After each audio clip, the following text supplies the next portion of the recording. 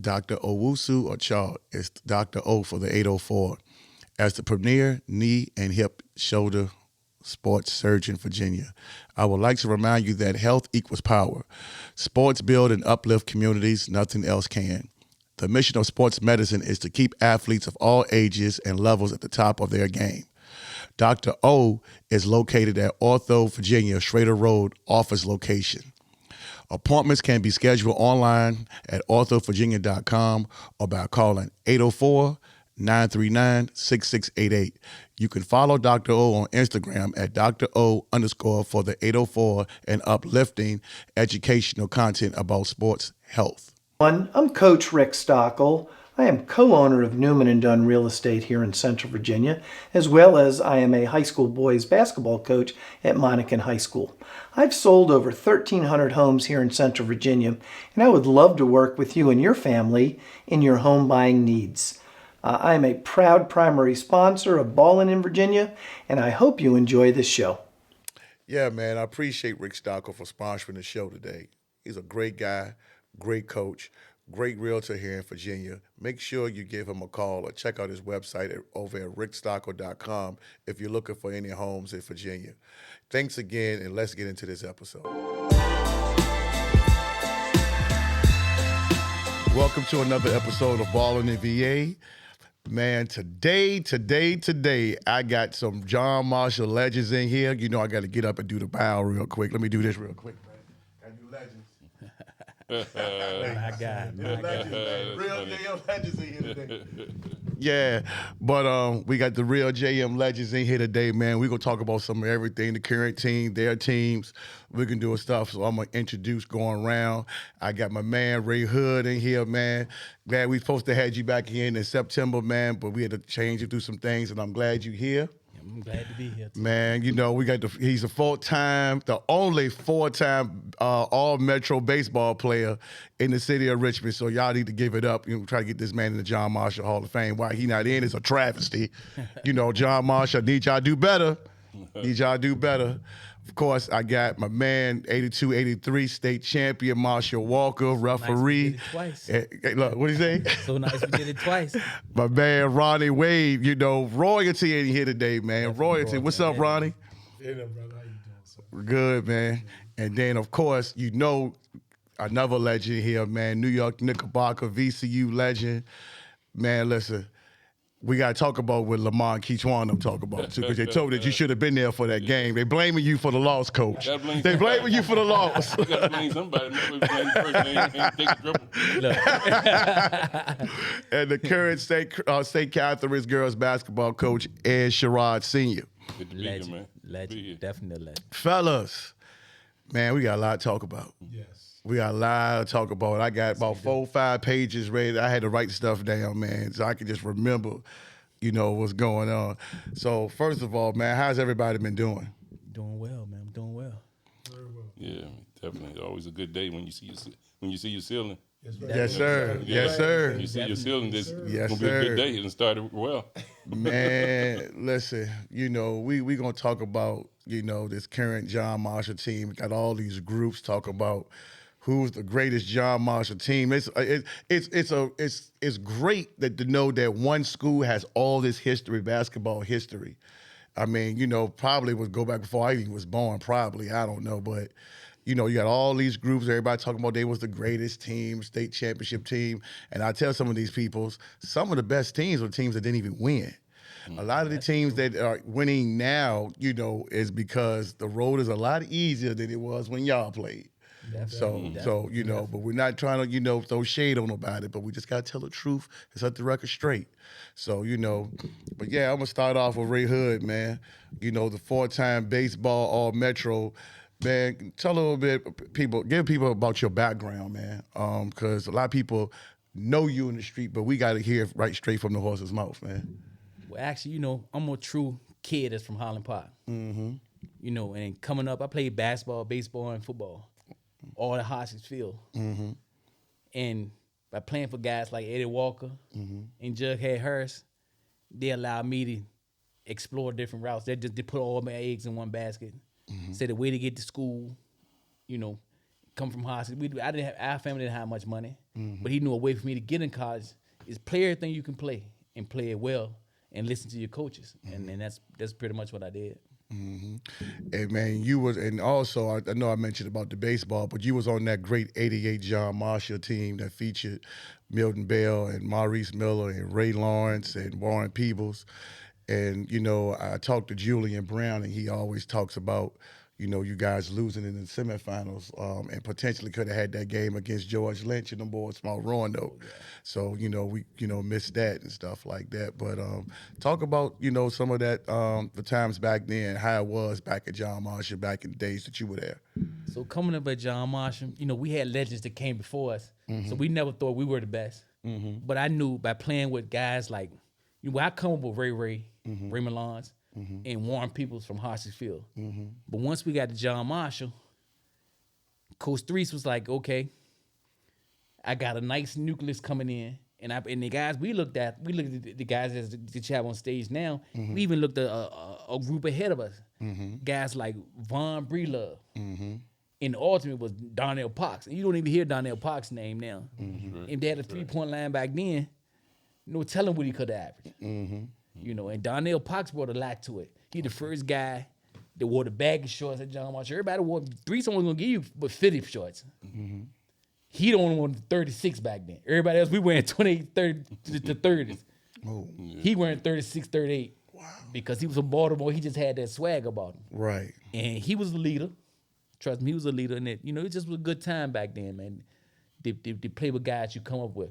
You know, kind of different than today, but it's still all good basketball. It's still John Marshall basketball. You know, because like I said, I was the first when they broke it up and went to John Marshall, because I was a Cavalier and a Justice. You don't really find so I it. didn't know that. You know, when I came in, It was Marshall Walker. it was Marshall Walker, Okay. Cavaliers. Then with the John Marshall, my 10th grade year, we were still the Cavaliers. We didn't get the Justice till my 10th grade year. Oh. So that was why I played, you know, I I played didn't know under that. both, you know. Dang, I didn't know that. Yeah. Man, so they waited a year to do that. I did not know that. Man. And Coach Threets was your coach at the time you got there. Yes, sir. Because Ronnie, Coach Threets was an assistant when you played, right? He was my head coach my first year. I played the first year at John Marshall. You played John Marshall. And they went to Marshall Walker my second year. Okay. So I played both the same as he did. Oh, okay. I don't know why I I was think. original when they first started Marshall Walker. I was there. Okay. So my wife, for my birthday last year, she purchased all the Marshall Walker jerseys and warm-ups and everything. Oh, man. So I got all the originals. The first one I wore, I have them hanging up in my home now. Man. That's amazing, right? That is amazing. Yeah, like you didn't get yours. Because I know like everybody, like Keith Juan wear his every time he come in here. I was trying to get one, but at my size, there's no way I can wear it. I did say it was hanging up, right? Oh, make sure I got that on tape. But- Coach, you didn't get yours either? I ain't get mine, man. You know, that's a long time. But tell him what that jersey look like. I was gonna try to talk to Frank because he was like he had, you know, he He did the auction or something. yeah he had an Oh, auction that's with how my wife got. Yeah, because he said he still got a lot of stuff. Yeah. When I talked to him recently, say he still got a lot of stuff. I got my stuff from PJ, Coach Callahan's son. Okay. And He that's had the my man. Marshall Walker stuff. Marshall Walker stuff, right? And that's another thing about Coach Callahan. People don't know this part. He was my first baseball coach at John Marshall. Oh, I didn't know he coached baseball. He coached the head JV coach at John Marshall. Wow. You know, and I played JV baseball when I was at Henderson. I was playing for John Marshall. Okay. And I used to catch the bus, the North Side 20, every day over to Walker. Man, They made sure I had bus passes.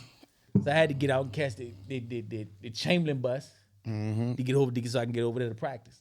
Because I'm just 6th grade, I didn't know what was going on. Yeah, we had to catch that Ginner Park or get over there on the Chamberlain 37. That Trying to Chamberlain. get there. Yeah, trying to get there. Yeah, trying to get there. Yep. Yeah, man. But Ronnie, you know, you this is your second stint on BallinVA, man. You was with me on the Chitlin circuit when I was doing it on Zoom, so I appreciate you coming back, man. Absolutely. Yeah. You know, give us a little bit, man. You know, talk about when you came up for the people who didn't know and didn't watch the first one, or where it started for you. Well, you know, I think on that podcast we did before, I was telling you I played a lot of ball at Hoskins, and I used to sit there. You know, Hoskins got the 3 courts. You know, they got the rookies, and you get you move up to the middle court. Then the main court was where Ed and Michael Purr and Monty Knight, all those guys played. The end court. And I don't even know if Ed remembers this. I think I told you then. I remember sitting over there. I was sitting on my basketball watching them play, and it was 5-on-5, and then you had guys already had next, yep. next. So one of the guys on Ed's team got hurt. And so they only had 4, so they had to bring a guy on. But the guy they wanted to bring on didn't want to take it because if they lose, he loses his spot. That's how it goes. So I was sitting on my basketball. So Ed, I don't know if you remember this. You said get Wade. And he brought me on. Shoot, I was playing with the big boys. Man, I ain't take a shot. I rebound. I passed. I did all the fundamentals. All the fundamentals. And we won. See what I'm Yeah, saying? we won. So now not only Ed already knew, but the other guys say, "Oh, this guy okay." So now when I came out there, I was getting picked to play with the big boys. So you just had to pick your spots and not overdo what you could do, and give homage to those guys and let them do their thing, and you rebound, play defense, and that's what I did. Man, see, these kids don't know nothing about that. They don't want to do that, man. That's asking for too much now. That was the Hoskins You know, man. yeah. That's the way you come up there. Yep, that was the way it was. I was on the sideline watching it, the little gate around the little, like the little box right there. I think it was like the horseshoe. Horseshoe thing. pit. Yeah, so Horseshoe pit. we standing right there watching. We was on that bench right there by the tree, just looking over there at the shade watching. We knew we weren't gonna get on the court till after y'all went home. You know what I'm saying? So it was just a privilege out there watching. Coach Sherrod, man, give us your background, man. You know, you're a legend. And what year, John Marshall, you came out of? 74. I came out in 77. Okay, so I was born in 74. Yeah. So man, you was putting in that work when I was in the womb. And I was 4. So So I came through during that time, and you know, I really didn't get to the playground until I was coming into my freshman year at John Marshall. Okay. My mom would let me go to the playground, so I played in the backyard. Okay. And so we have games in the backyard, and everybody from the neighborhood to come and play. And so by the time I got to the playground, I was pretty much ready to roll. But then nobody see me. But then Joe Bond saw me. Okay. Right? And then Larry Rooks and all these guys that played at Hoskins. So 2 legends. So once I got to Hoskins, I mean, just before I got to John Marshall, now I was getting ready to go to John Marshall. By the time I got to John Marshall, Joe Bonds and Rooks and Biggie had already told Coach what was up. Like, look, we can't let him go to JV. You know, Wow. You know, so and I was like a little, It's like that too. you know, I was a little skinny dude. You know, quiet. You know, but I knew how to play. And once you play with, like they say, all these guys, once you play with the older guys, once they initiate you and get you in, Yeah, that's right. That's right. and you perform, you ain't had to worry about it. You don't have to worry about it. So once that happened, you know, and I played summer league and stuff, and the thing about summer league back then was the playgrounds. Yeah. You played against other, you know, areas, you know, Jackson Ward, West End, whatever. But then you played against Maggie Walker, Armstrong, whoever in the summer league, and in the standing room only. Okay. You know, it's not like you can go to the playground and you like, oh yeah, I'm gonna go see that guy. No, standing room only. So if Bigger was playing that night, and say they was playing against, I don't know, Gerald Henderson, Okay. right? And they're playing Huguenot, it's gonna be packed. Yeah. People gonna stand around, they're gonna wait for that. Keith Valentine playing at TJ, Ed Sherrod playing. Keith was an animal. It's gonna be tight there. Clyde Austin, all these guys, man. And so you go to West End playground, you play, Hoskins Field. Those are main areas, Right. right? And so but you had to play. You couldn't now if you couldn't play, You ain't gonna play. You ain't gonna play. You know, so I mean the blessings, man, is meeting Joe and them, but also the blessing was meeting Coach Threes for me. Definitely. Okay. Same. I mean for me because he saw something that I didn't see. He saw something in me, like I'm sure he saw in the rest of these guys, that nobody else saw. He knew that I could play before I knew I could play. You know what I'm saying? So, I mean, I can't even thank that dude enough, man, for what he did for me during that time. And as a freshman, you know, I had at least 2 guys had to get hurt for me to even start on the varsity. And 2 guys ended up getting hurt. And then Joe and Big is like, Coach, you need to start him. And I'm like, man, we got to play Moses in the first game. Oh. You know, they bring a college team up in this baby. Talking about Moses Malone. Moses Malone, yeah. Big Mo, baby. Yeah, so they you know, we had played in the first game, and I was like, man, I'm scared to death. You know, I'm starting the 6'10" joke over there. Howard about 6'8", and another guy 6'8". The smallest guy is Taylor, the point guard, about 5'7". You know, they came in our gym, and they rolled out from the locker room. They rolled out the crimson rug carpet. Crimson Tide. Wow. Yeah. Came out that baby from small to tall. Ooh. So, I mean, but coach always had something. You know, coach can stall that baby because you could hold the ball back then. Okay. Yeah, so okay. we held it for a while, and you know, man, playing at John Marshall was the best time, man. It definitely Because was, man. when you playing at John Marshall and playing all these city schools, they don't have it now. You're playing all these city schools. You know, I don't know what the fire marshal was then. Right. It must not have been a fire marshal, right? Must Yeah, not have because they had chairs all at the end at the basket. You know, they had chairs already, man. It'd be packed. I mean, it'd be packed just to see somebody play. I mean, not just the name guys, but if you played Kennedy, it's packed. But you know what? They had a lot of those schools back then. All of them had either one or two D1 players. Right, exactly. So That's- it was like every night you had to play. Yeah, Yeah, right. you had to bring in. You know, I I mean, remember guys like, you know, the Jerry Hargroves of the world.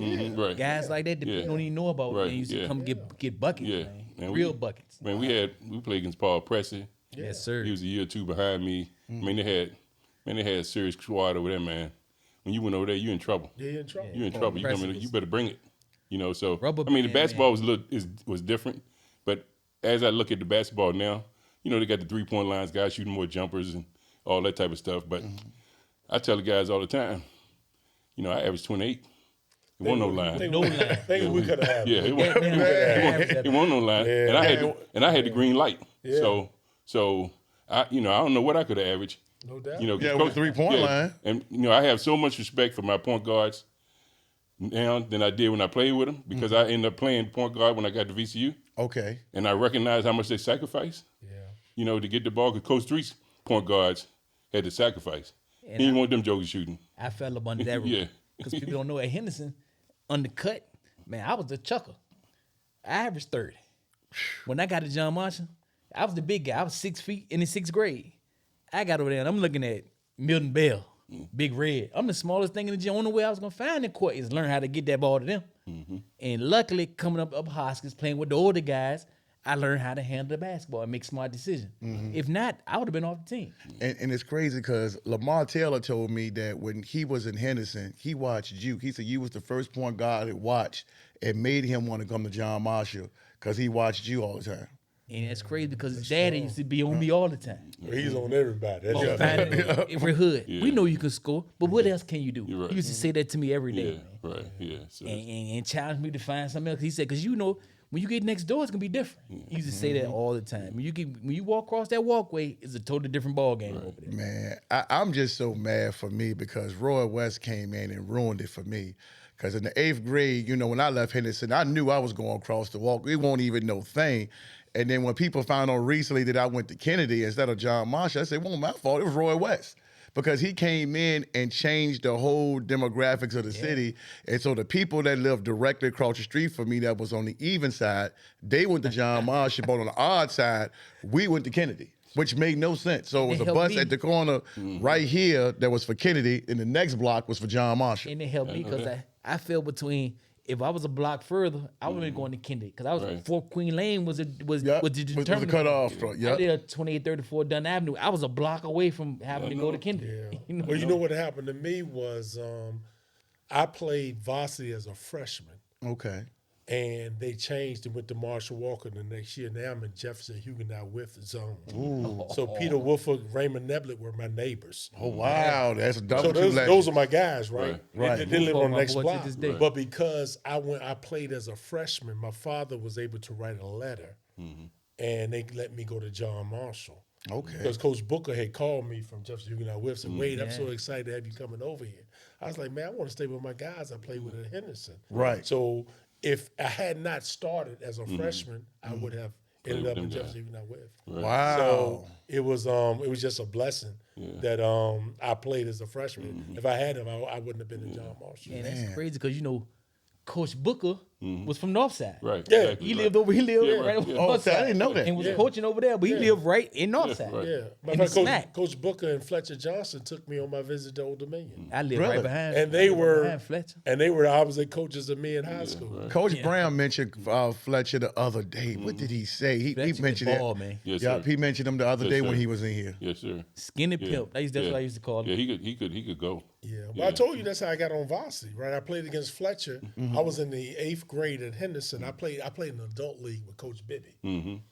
With you, now think about it.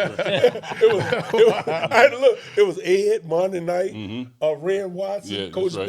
Bibby, Danny Kotak, That's right, yeah. Joe Barnes. Yeah. I mean, Monday I night wasn't. was I tough was too now. Yeah, I wasn't supposed Monday to be was playing. tough. Oh, that you did say I was that. in the 8th yeah. grade, Right. so I wasn't supposed to be playing. 'Cause I was getting ready to go to John Marshall, and Fletcher. I played against Fletcher as an 8th grader, and I gave him some numbers. So the next year, I walk into John Marshall. He's my homeroom teacher. I walk in. He said, "Son, this is a freshman class." I say, "Yes, sir." He said, "Why are you here? I'm a freshman." He said, "Say what?" He looked at my papers. He set me on his stool because he was tall, 6'7", Yeah, 6'8". Yeah, man. And he went and got Coach Streets. This is my first introduction to Coach Streets. Yeah. So Coach Streets come to the door, got his arms folded. That was his And you know Fletcher's arms yeah, are like right, yeah. this. Yeah. And he told him, "Man, this dude right here can play whatever, Right, whatever." yeah. So for a whole year, because of Ed, this is what I hold against Ed. Because of Ed, Coach Streets wouldn't talk to me because he thought it was too much pressure on another freshman to play varsity. Wow. Because of what Ed had to go through. He said, "I don't want him to play varsity." So Fletcher kept saying, "You got to let this guy play." Right. And that's how I ended up on varsity. But he didn't talk to me my whole freshman Yeah, I year. remember Coach calling me. Yeah, I know. Oh, really? Yeah, talking about Ronnie before I put him on as a freshman. Not only as a freshman to play, but to start. Yeah. He wanted us there to. Sit His on coach the don't bench. believe in putting people Yeah. on varsity unless you gonna start or something. So he would call and say, "Look, I don't want to hold this guy back, but I just don't want to mess him up." I said, "Well, Coach, I don't think you're gonna mess him up. I think you're gonna work for him." Wow. I mean, everybody know who he is. He can play. Everybody say he can play. Once you get the stamp of approval from a lot of guys, certain guys, Yeah. it's a wrap after that. Wow. It's a wrap after that. So, and I mean, I can remember, like, this is a story that I was in the 7th grade and we got busted to. I went to Martin Luther King, which is Mosby then. Right, Mosby, yeah. And of course, I was living in Highland Park. I got busted. We got busted to Mosby. The following year, I went to Benjamin Gray's, right? Yep, on Lee Street. Right on Lee Street. That's the first time I ever got cut. Was there, right? Because the guy was like Mr. Williams. I can't think of Russell Williams. no. Russell Williams, yeah. So Russell Williams says that, well, you can't play better than these guys. Now I knew I could, and I was busting them jokers, but that's another story. But he said I couldn't play, so he cut me. So the following year, I went to Chandler, Yep. right here on the boulevard. On Brooklyn Park. And it was only 2 people that went there, me and this other girl. Everybody else went back to Benjamin Gray. I went to Chandler, which was the best thing for me because I got to meet some of the guys that was going to TJ the following year. I got to play against them, and I got to see that I could really play because I was doubting myself for a little bit. But then once I got to Chandler, and then other people could see I could play, it was a wrap, man. And then getting to John Marshall, and that whole thing that was going there, it was a lot of pressure because when you are a freshman, you're not with your class. I didn't play with my class till I got to be a senior.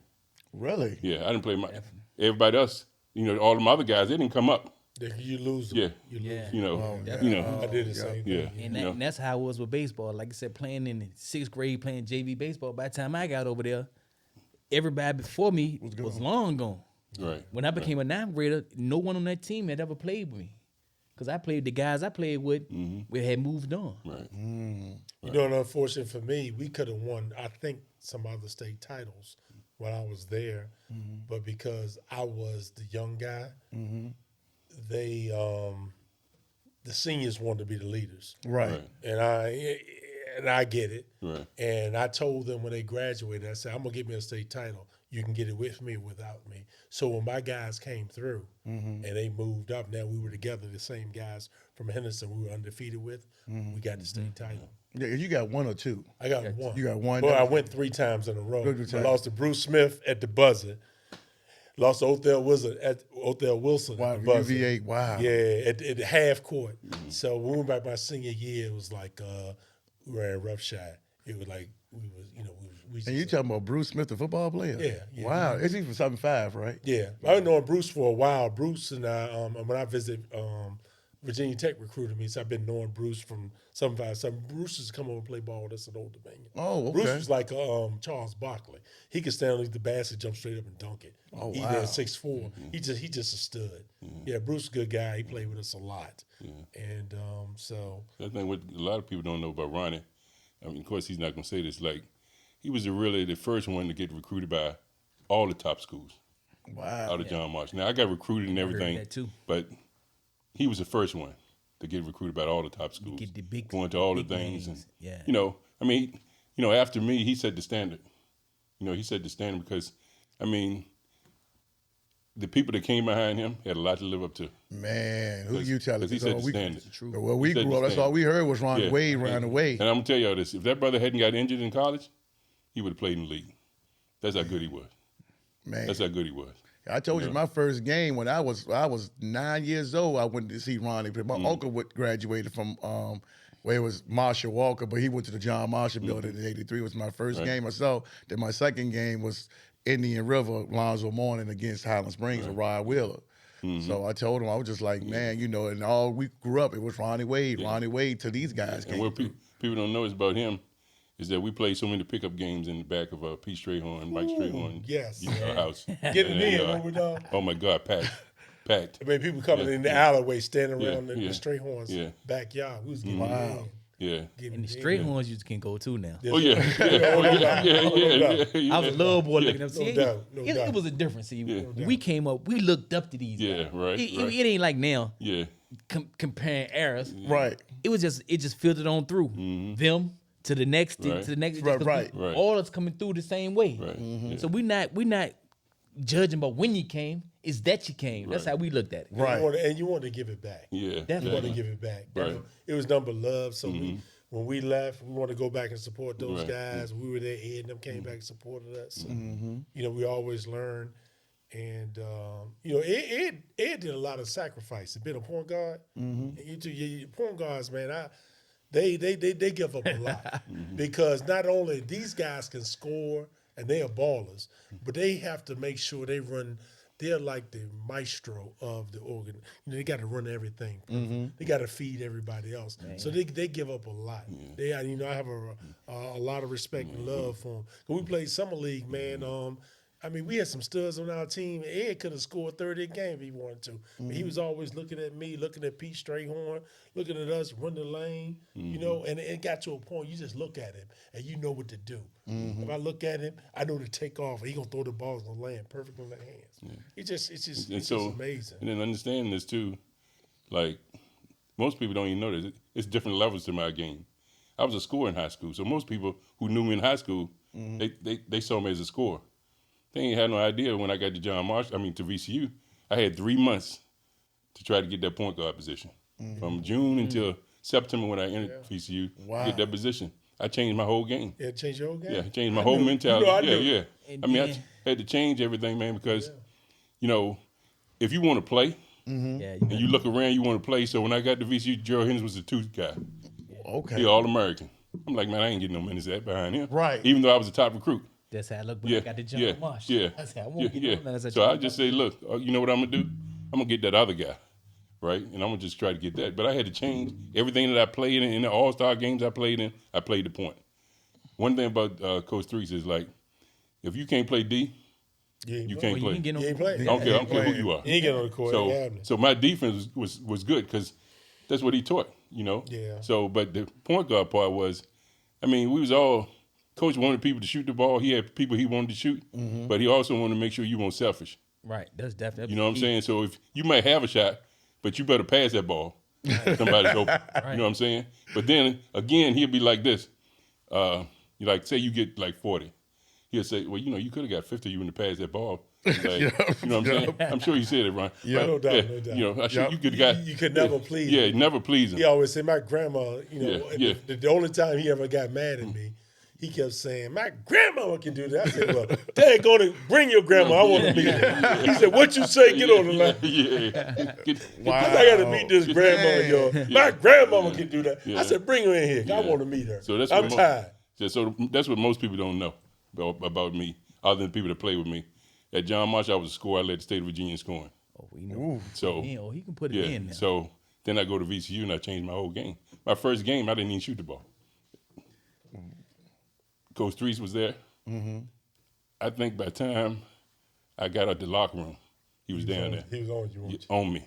Matter of fact, he had already talked to the head coach, VCU head coach, Dana Kirk, was on him. Yeah, I remember Dana he was Kirk, like, yep. so you done took the leading scorer in the state, and he didn't take a shot? Man, he cursed everybody out. Well, you know, you understand the game. You have to change. Right. I was scoring 25 a game in high school. Yeah. I went to Old Dominion. I got Mark West, pro. Yeah. Kenny Gaddison, Pro. Right. Yeah. okay? So I'm the third lead scorer now. So, I done went from 25 to like 12, That's right. 6 rebounds a game, 5 assists a game, best defender. Right. So I said, you know, I got to find a way to be on the floor. That's right. All I want to do is get on the floor. That's it. I don't care where you put me. I just got to be on the floor. See, people don't understand that part of the game. They act like, well, you know, you got to do this, you got to do that. No, man, you got to find your role. Yeah. I don't understand why people don't get that. They feel like that if they don't shoot, they're going to transfer. They transfer now. I had to answer so many questions. But Hood, you don't score like you was in middle school. I said, man, look at the guys I'm playing with. Right. You got to realize that too. And then you got to realize this, man. I got Ray been my best childhood friend since day one. Right. A dog. Juan P was my other best guy. Another since dog. day one. And I got the ball. Yeah. Right. If I go to one side 2 times, I got Ray in your ear. Yeah. popping his lips. I go the other way. Yeah. I get to the point like I don't even want to. I go to You gotta Coach Threes keep and say, look, everybody happy. Coach Threes, I can't do this, man. He said, what you mean? You the point guard. You know, he had instilled in me that I'm going to roll with the decisions you make. Now, if you can't make them decisions, I'll find somebody that's going to make the decision. So I had to say, look, I got to do what's best for me to stay on this floor. And that means hit the open guy and make sure Milton Bell tests 15 times a game. That's He right. just That's keep it right. real. That's 'Cause right. You don't play with You star player. I'm being honest. He the best guy I ever played with. You know, I'm just being real. You got to call a spade a spade. Right. I mean, He's the best guy I ever played with, and Kendrick Warren was the best guy I ever played against. And I seen them 2 guys go at it, and I seen them do things that on the basketball court I don't think imagine can happen. You know what I'm saying? So it's just crazy that the ball is in your hand. And one thing about Coach Threes, you gonna be his point guard. Now, you can listen to anybody, all the rest, you're not getting the playing time. Right. So you better do what's best for the team and do what Coach Threes asks you to do. Sit. Or you're not gonna play. And You're it's not gonna crazy play. when you the point guard at John Marshall.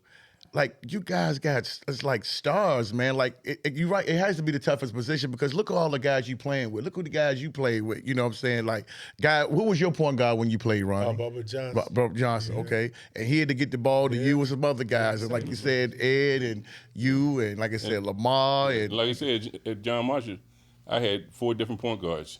You know, I had my best point guard was Biggie Bell, Jerome Bell. Okay. He was the best, but by far. But then I had Warren Taylor. I had Mike McGee. Then I had my cousin Robert Ford, Larry Watts. Larry Watts was like all world in football, baseball, and basketball. And he won for about 5'7", 5'8". I mean, he intercepted. He got 13 interceptions his junior year. I mean, he was real. Watson Right? athlete. Yeah. I mean, he was real. Right? So I had all them guys. All I had to do was get open, but Coach ran enough stuff for me to get open. You know, we're a back cutter person in a heartbeat.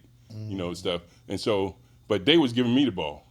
Then after I left John Marshall, that's when I changed and turned it over and everything. Even to the time when Ray Hood went to Virginia State. He coached Right? you there. That's right, You yeah. don't know that. He You coached You know, you there. and the one thing I used to tell Ray is, look, you know, you just got to work harder. You just got to get in better shape. That's all. I mean, I should be on him because first of all, he's from John Marshall. First of all, we from Highland Park. Right. I'm gonna get him because I wanted to see him succeed. You know, that type of stuff. You know, but and it's hard when you used to doing certain things and somebody else that you know that's from your area say, no, you got to do it a little better. Yeah. You got to work a little harder. That's just the way it is. You know. He I mean, pushed me too. was it? I want to You ask got you, me was right he because you got to tough on realize, you? man.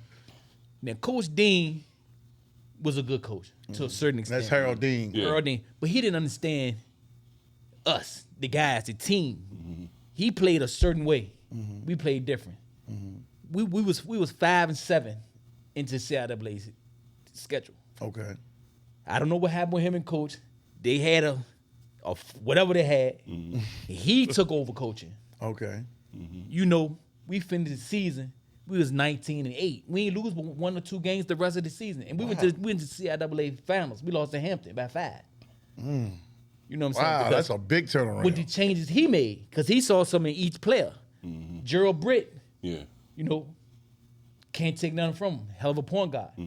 But he used to put me and Gerald in together. Yeah. People thought that was crazy. They had Right. 2 point guards. in the game at the same time. But he'll bring the other guy and they used to shoot. Robert Lovett. Yeah, right. He'll bring Lovett can shoot from Anywhere. anywhere. I don't care where you put him on the floor. Right. Then you got to realize he had Charles Jefferson. Jefferson, CJ, yep. Then he had what's his name, man? yeah. And this guy I'm talking about, he was All American. We had What was the big guy who used to shoot 6'8" yeah, I can't even think of his from name. Richmond, maybe from Milote? Man, what is his name? I can't think of I it. can't think of his name, but I'm talking about when I say he was real. Only thing, and I don't knock anybody game. Only thing he didn't have the dog in him. Okay. Every Watkins. Yeah, yeah. I was about to say every Yeah, Watkins yeah. too. But shooting that thing and playing and yeah, just yeah. going, but he'll let Nice somebody, size on him, yeah. Then, big guy, Yeah, can handle. But he was the only guy. He just didn't have that Harlem Pop Yeah, dog. in yeah, him, man. We used to try to tell him, man, you the best man on the floor. Right. He can give you 30. But the thing But he is, also can give you 10. right, the next game, when he could have gave you 50, Yeah. he only give you 10 because he gonna just take it how it come. He ain't gonna make it happen. He ain't got the dog in to make it Well, happen. you said that thing. We came up in Northside Highland Park, Yeah. man, and people don't realize you had to be tough. Oh, that's Sure first did. of all. That's Man, first Yeah, of all. man. Tough. That's first of all. Man, the Bradley brothers, y'all remember them? Man, my look, brother when the was Bradley Bradley. brothers My got brother up, we lived- couldn't my get off the brother- porch. The Bradley brothers used to stand on the corner when I used to play football in the street. We used to play touch football in the street, Yeah. and it was really tackle. Yeah, right. Yeah. I remember Stand that. on the Yeah. corner. Because you know And my they used to brother. sit there and watch us play. Yeah. This isn't positive, but That's my oldest crazy. brother that passed away, Ricky, he was in the penitentiary, 17 Spring Street. With them. When it's down, where VCU at right So now. you know I know him. Right. You Now know when the what I'm saying? penitentiary, people don't remember when the penitentiary used to be right there. Spring That's Street, that was tough. Yeah, that's what it would. Look, that tells me we showing our age now. Because I'm like, man, I remember my granddaddy used to come past there and see that jail right there. Yeah, man. I remember when the Bradley brothers broke out. My grandma said, "Boy, don't you go off You this couldn't- porch. couldn't move around Don't even the go block. on the yard. Don't go off the porch." I was playing at John Marshall then, and they shut the city down. Yeah. We had a curfew. Yeah. Yeah, We had a curfew. Right. You play the game, you go home. Yeah, because I lived on I lived on 3rd Avenue, and I think the You know, Bradley they was brothers on lived on Fifth. Fifth. No, they was on They lived- Fifth, Fifth right? I Avenue. lived on 3rd. I was on first. My grandma said, boy, you stay your porch right here on this porch. Don't go out in the yard. I was like, what? Yeah, I went to school with the youngest one. Yeah. So, I mean, you would have never thought that could come from that guy, but Right. I mean, things happen, man.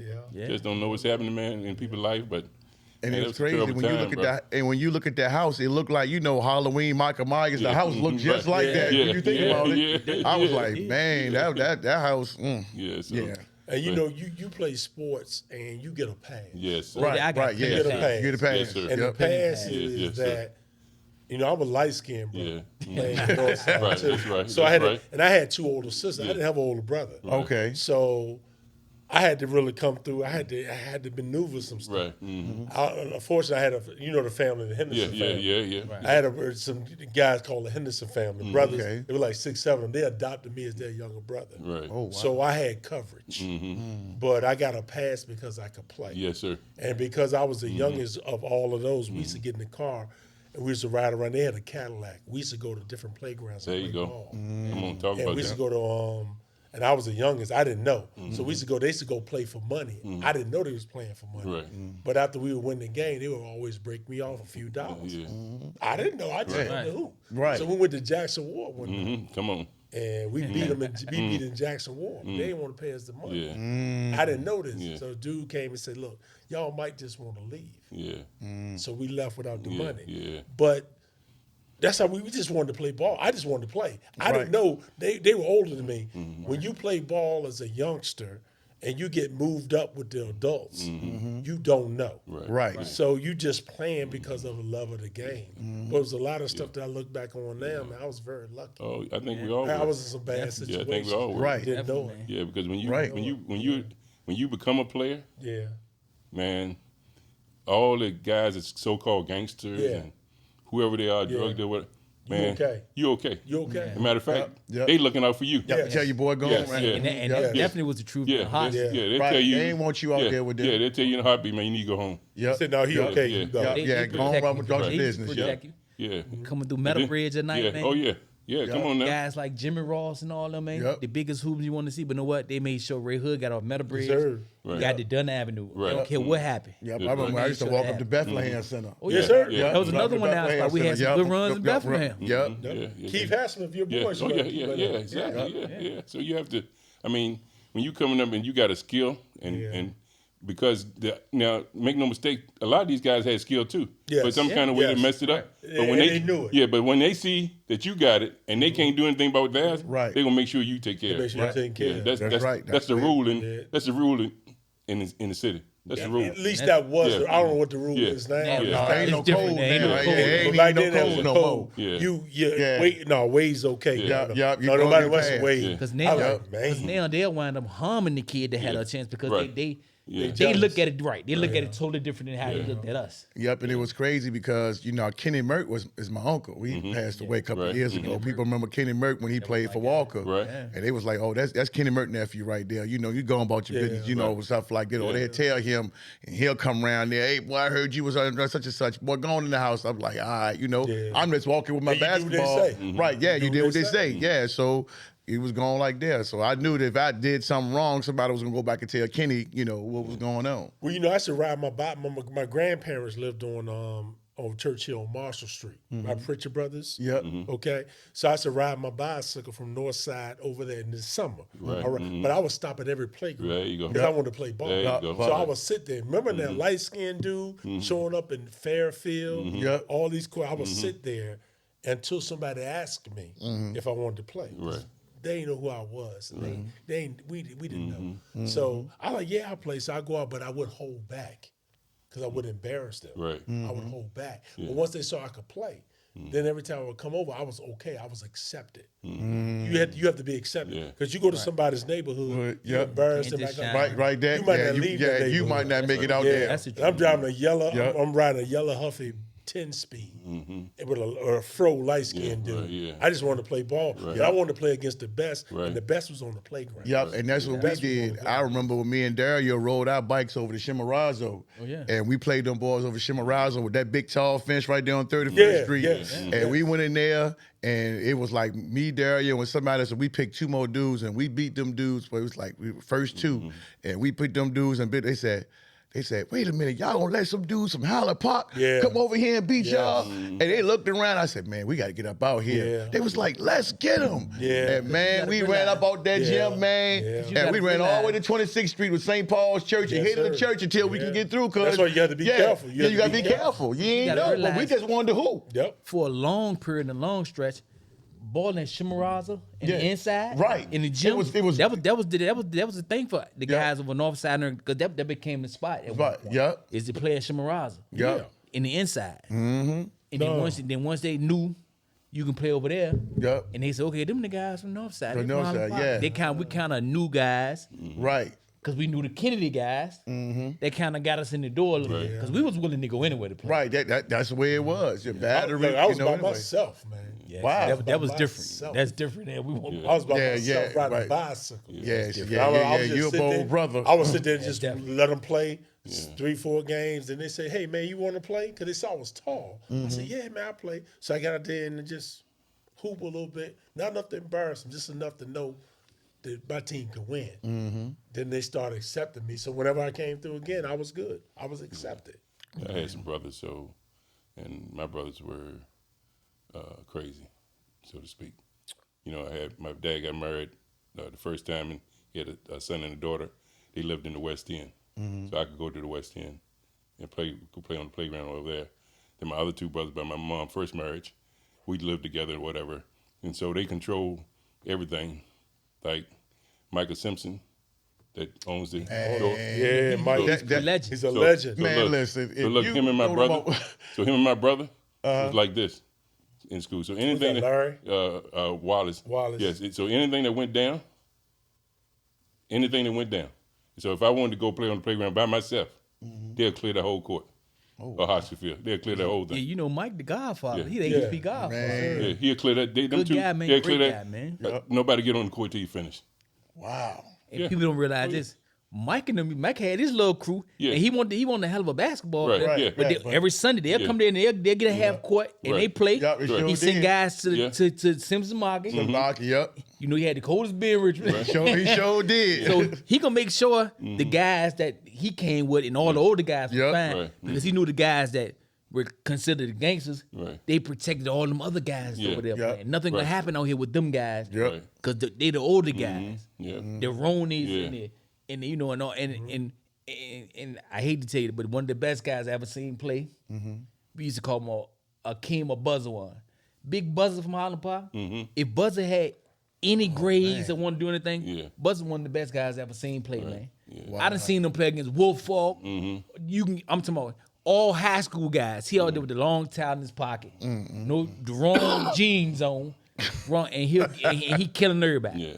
Cause Buzzer was just that talented, man. But Buzzer was street. He was a street guy though. Well, we had a guy like that too. You might know this name too, Vernon Bassfield. Oh man, VB man, man. Vernon, Play man. for UMBC, Vernon, baddest University dude, of Baltimore baddest County. dude in Northside. Told me to go up and under. I don't even know him. He played for John Marshall. VB man. My freshman year, he was on the team. Uncoachable. My guy. Coach 3 said, "Get out." He said, "Okay, I'm gone." He left. Wow. But Like that. But Vernon was that good. Yeah. Vernon come in with street clothes on, give you 30. The up like and under nothing. move, the up and under Like move. nothing. Like nothing. You know he Give went to you 30 he like went nothing. University of Baltimore, Maryland County. Yeah, not coachable. Wow. Not coachable. Yeah. Not coachable. But he I can mean, play. so many guys Yeah. that came through Yeah. who people be like, man, they should have been playing. Right. You know what I'm That's saying? right. They were good. They just for whatever reason, Right. things just didn't go their way. They And that- doing craziness. and that's life. Yeah, We- that's we the wind way. up- that's how that's life the, goes. That's the way it works. And I mean, I think about it this all the time when being at John Marshall and all the talent that came through John Marshall. And I always think about this: what made me different? Why was I the one to get through? You understand what I'm saying? Right. Why was Ronnie the one that got through? You know what I'm saying? Was it the way we carried ourselves? What did we do that we drew attention to from other people to get us to where we wanted to go? Because when you playing in the city school, man, it's different. It's pressure. Yeah. That light on. Yeah. That light on I from mean- the time you get there. It's on. So when somebody say that you can play, you know the people from the neighborhood, they coming. That's They right. Okay, They we're come- gonna see. they deep. We're gonna see if this brother can play or not. They want to see yeah, for real. Yeah, If you can't play, they gonna let you know. Oh, right. they damn sure gonna let you know. They gonna let you know. You know, so We get to the ass center, man. I used to look around and see all y'all in the ass center, man. I'm like, oh my God. Man. Well, y'all know who Bodine is, right? Oh yeah. Oh, yeah. Jesse Doc. Marshall Walker had combined. I had played my freshman year. Marshall Walker combined, and I was playing in the adult league with Ed and them. I don't know if you remember. I got my eyelids yeah, split. They had to sew my eyelid back on. Right. This is my end of my freshman year at John Marshall. So Coach Callahan calls a practice he wants to get Maggie Walker, John Marshall players together to do a practice. My eyelid is split.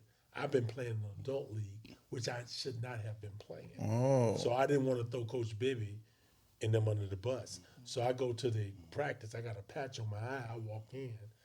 And he said, "What happened?" I said, "Well, stick hit me in the eye. No, can't practice." So I sit on the side. Bodine, I didn't know Bodine from anybody. Jesse Doc. He was the assistant coach at Maggie Walker. He walks over to me. I'm sitting on the side.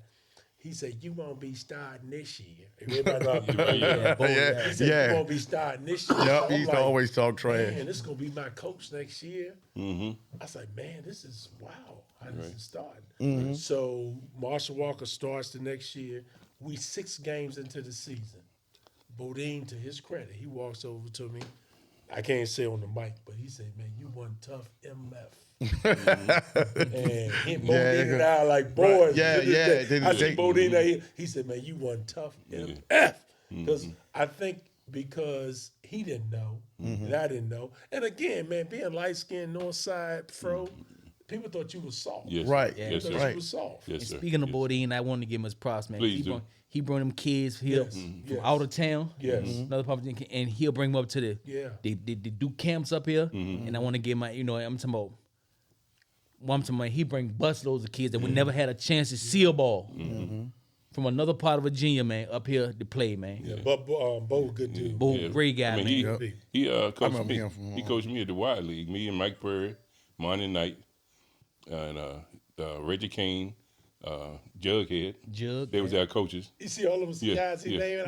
I'm playing with them in the 8th grade. and that's crazy. In the 8th grade. And that's Legends. You see what my man. game had? And I From the do. knowledge I had. Knowing them dudes. All I did was Wow. just watch them. It's wild because I just saw, Ed tell me what to do. Ed said, saw- "Bro, that's I okay." just I saw- was a little dude on the side, man. We I put just them saw names. Jughead at the Verona game the other night. Did you? And For he had, real? he had, Yeah. Jughead, he was like, Hood, they don't know. I know you don't. I was like, man, you and Eddie Walker were the first guys that kept me from running with the older guys.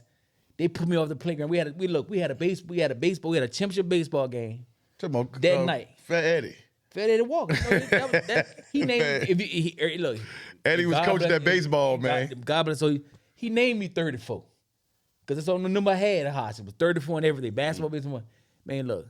Jug, it was like, man, I remember when you was winging them big boys. And we got you from random guys. That might have saved your life because one of the guys that I was hanging with had got killed that like a week after he came over to Hodge and pulled me away from them guys. Wow. So I saw Jug the other night, man. We just hugged and talked about old times, man. I Eddie talked had to passed Jug. away.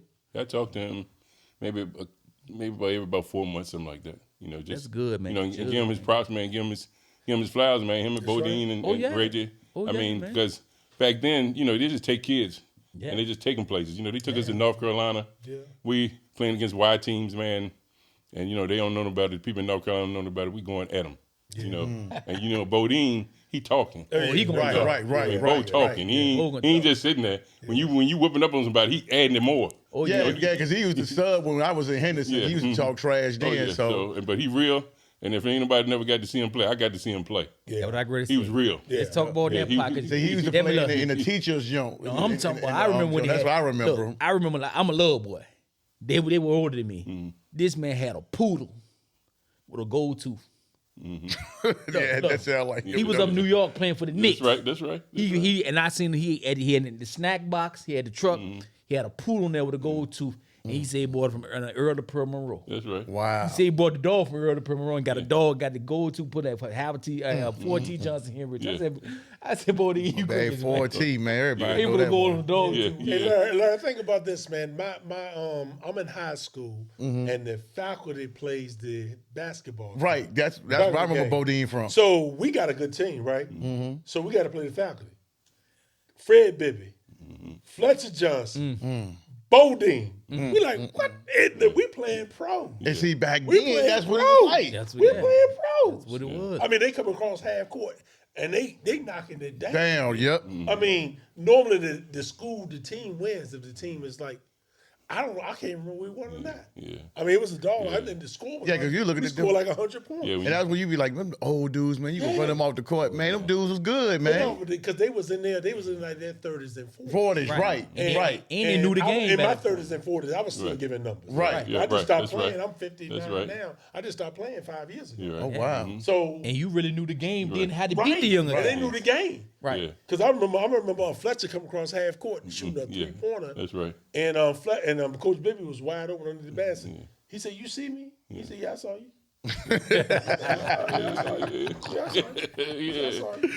I used to do this for a living. What are y'all talking so about? Right. That's what we had to play against. I was like, you gotta be kidding me. Yeah. Man, it's crazy. And I wanted to piggyback on something that you said, Coach, and we was talking about Ronnie, with some of them camps that he went to, like some of them 5-star camps, and some of the people that you said, you was there. We was talking off camera. Mention some of that stuff, man, for people, to know what you was talking about. I mean, when you getting recruited by Georgetown, Tech, all these big schools, man, and people don't even know it. They probably don't even know that when they see Ronnie Wade and he like officiating or something like that, Right. they don't really know the story. Right. Unless you was here. You got me? So when you see a guy, like when Coach called me and told me about Ronnie, right, I already seen Ronnie. But Coach called me and told me about Ronnie. He was like, man, I just think I got something special. I don't know what it is, but I just think this dude do anything you ask him to do. He'll run through a wall. I knew then that he was gonna be special. You got me? So by the time he kept going, because he ain't gonna get off the trail. You know, he ain't gonna like do nothing crazy. You know, his parents gonna make sure he ain't gonna do nothing crazy. And then everybody else that's older gonna make sure he ain't gonna do nothing crazy. Right. So as he got to his junior, senior year, I mean, he was rolling. He wasn't like no dude just in the school. He was rolling. To be light skinned like he talking about, right? Right. Most light skinned brothers, and this includes myself, when you light skinned, they don't think you can play. Right. You gotta go prove it to some people. Right. Right. And that's And for Ronnie to go get to 5-star camps, go to all these camps, man, sit in the same room with some of these big dudes, Patrick Ewing, all these people, be in the same room with these guys and be considered just as good as they are. right. Wow. That's big, man. That's nothing to, you know, but most people don't know that. It's like, you know, like I'm at the age now where most people be like, yeah, you played? Yeah, I played. I'm in the Hall of Fame here, I'm in the Hall of Fame. Okay, yeah. I say, but, you know, that's a long time ago. Right. Most people ain't gonna remember that. Only the people that knows basketball gonna know we played, right? Only people that know basketball gonna know this dude's journey and what he went through. And then had to fight to get himself together after his freshman year at Old Dominion. I mean, he had a serious injury. That thing, I in my mind, when I heard about it, I'm saying, I don't know if he can get through. Because he was only projected, he could have been the third pro. Without them other two, Definitely. without this joker right here, them other two don't do what they do. He sacrificed. And most people, guys I now don't even think Ronnie know I know that. Wow. Guys don't understand the sacrifice part of things nowadays because it's all about who get the numbers and this and that. Stuff like that. You know, it be reasons why when we play, it was reasons why this guy can help this guy be that guy. Now, you know, it's pretty much the coach let them do as they please, basically now. I mean, let me tell you what this dude do right here. So this dude, he would call, he calls you, you know, out of the blue, just checking on you, right? Right? You don't have to. That's who he is. You see? Yeah. I'm older than he is. That joker checking on me, man, because we had a bond. You know what I'm saying? Because we played somewhere, we was around. He knew what I did. I know what he did. You know what I'm saying? And so we just check because this is what happens when you get older. Time fly. Yeah. And something happened, and don't nobody know about it. And they be like, man, what happened? Don't nobody, it's too late. So I give him all the flowers, man, because this brother was real. Still, I mean, real, tell you the truth. You know, he ain't sugarcoating nothing, never sugarcoating nothing. Right. And so I don't sugarcoat either. Right, no, y'all don't. Yeah, so we, you know. So we ain't gonna sugarcoat nothing. And so that's probably why we came from we early, all you friends. couldn't sugarcoat Yeah, nothing. right. So, you know, we got Pete Strayhorn. Peter called me out the blue and be like, Ed, I just want to give you your flowers, man. All the stuff that you taught us.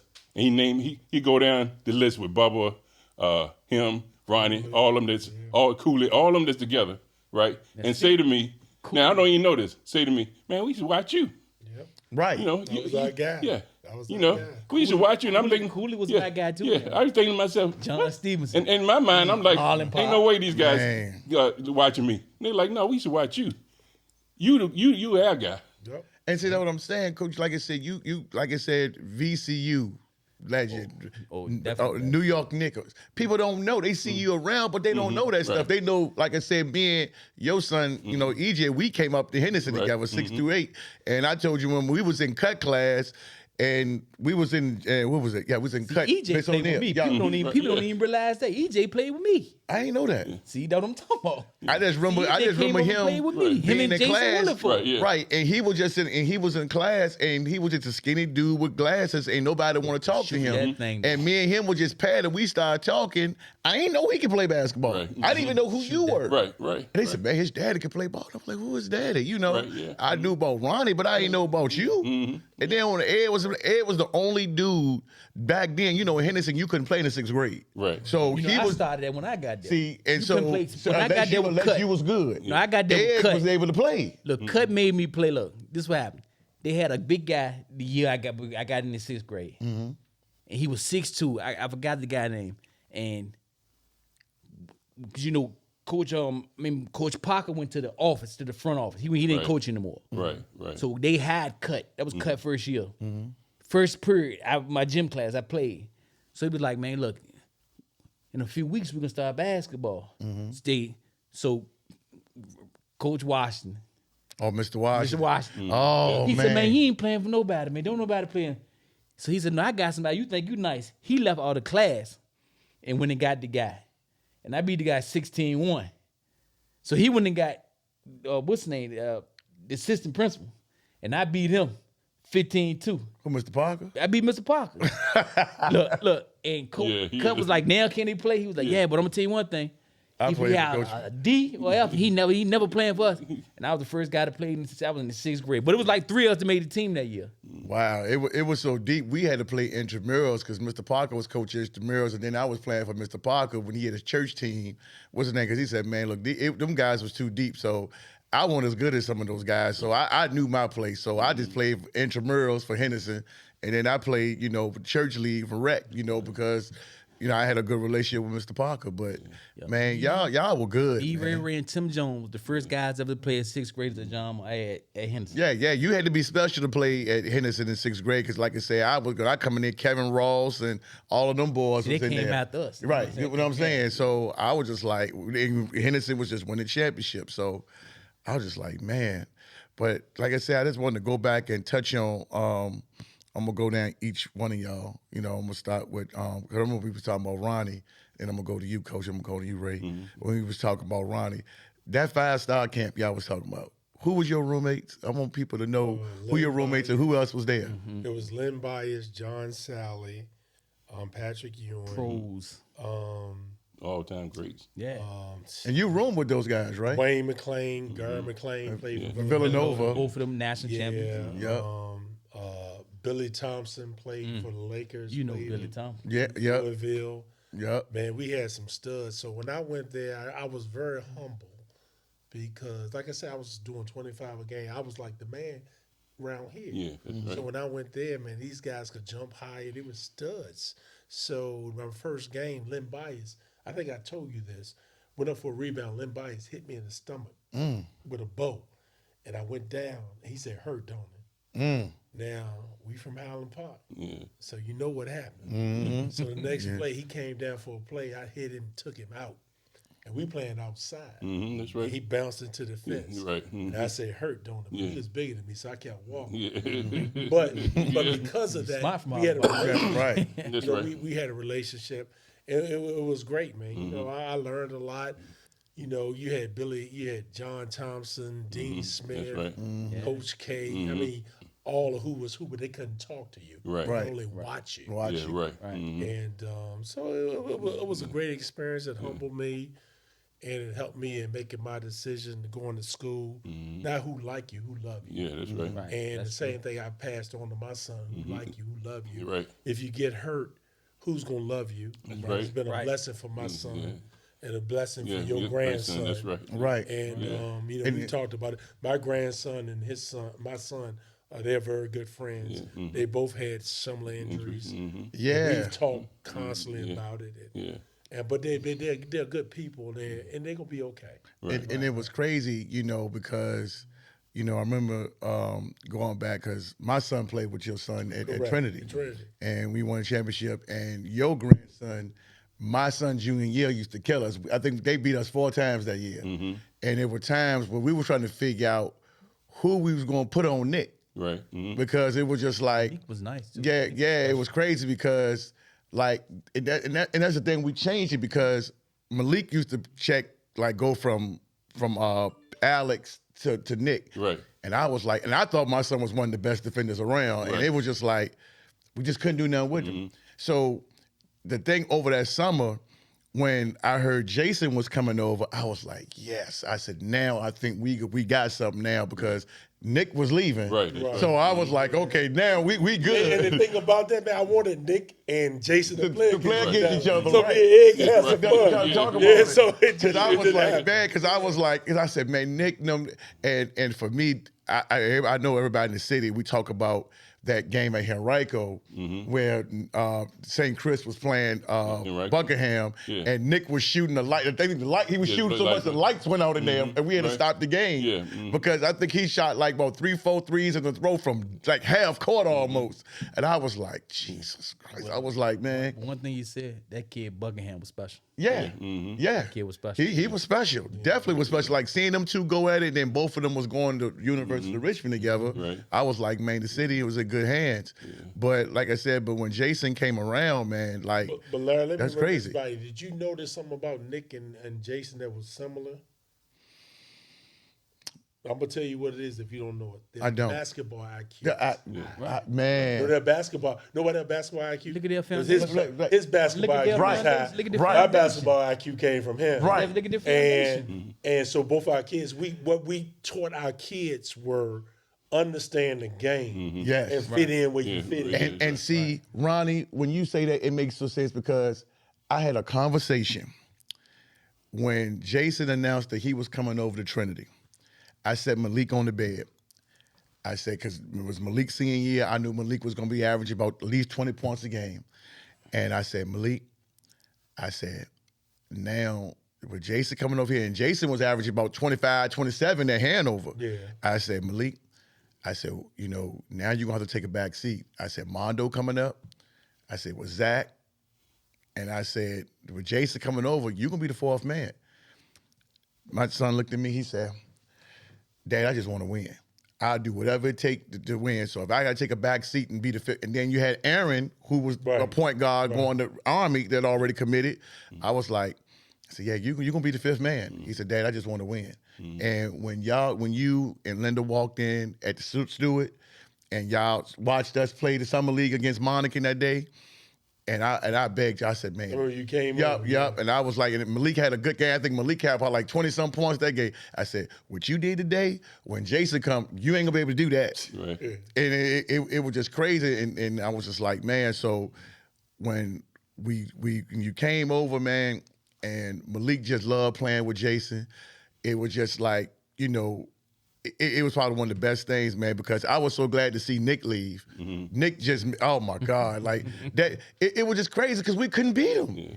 We couldn't beat him. And then I saw when he played against Chris Clark at Virginia State, and Chris Clark, them boys from Cape Henry, they was number 2 in the nation. And I was like, wait a minute.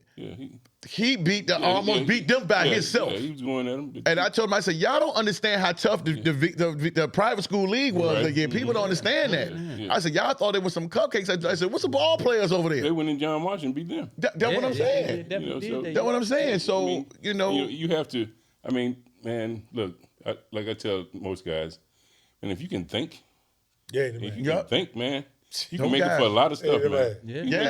You make it for a lot of stuff. You got IQ, man.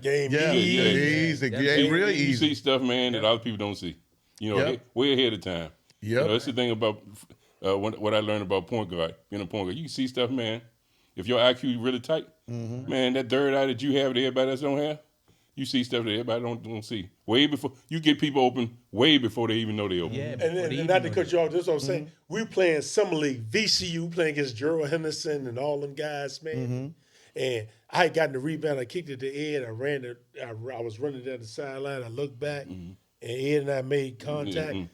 I sprint, and he threw the ball right perfect in my hand. I dunked it. Oh, wow. It was like just perfect. Because like you said, the IQ, I just looked back. When I looked at him, he looked at me.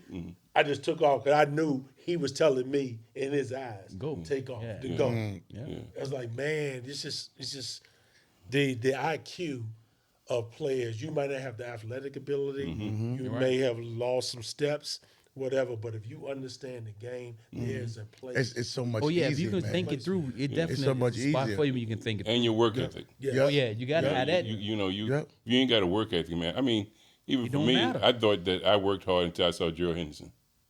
And then I was like, man, wait a minute. So, I see him, we in practice, we go for 2.5 hours, whatever. He stayed back another hour, working on this running, shooting off the glass. And then most everybody went downstairs. So I was like, man, he All-American. If he working that hard. Good Lord. Yeah. I need to stay upstairs. Yeah. Right? So I stayed upstairs, but I had to prove to him why I was staying upstairs. You can be up and you can work out and you ain't doing nothing. You know, you working out, but you ain't really doing nothing. You know, he used to say, well, what are you trying to do? What you trying to get better, or you just want to go through the motions? I said, I want to get better. He said, well, this is what you got to do, right? And so he's like, meet me at 6 o'clock in the morning. So I was like, well, you come to get me? Because I won't stand on campus. I said, you come to He said, no, it's up to you if you want it. So I had to figure it out. Yeah. You know, I had to figure it out because I'm talking to a guy who's All-American. Right? He going to get drafted somewhere. Yeah, Right. And I'm saying to myself, man, I'm going to have to get up in here. I'm going to have to, you know, because I thought surely that I could work. I put my work in.